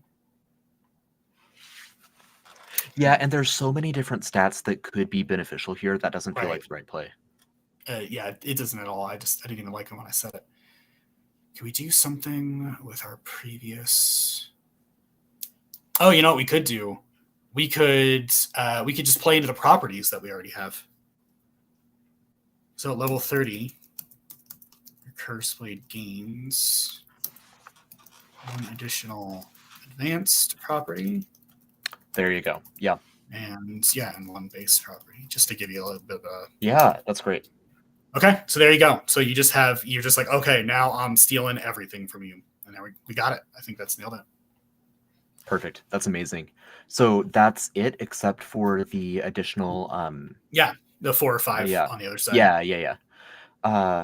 Awesome. Well, thank you everyone for joining us for this Curseblade stream. Gregory, thank you for putting this on with me. I survived. I got through it. Oh, God, you got through it.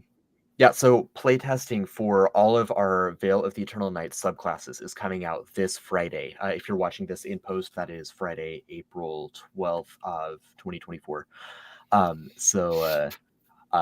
If you're watching it in post, it's probably already out. So go grab some playtest content. We've got 17 subclasses. We've got about 20 monsters we're releasing as part of the playtest.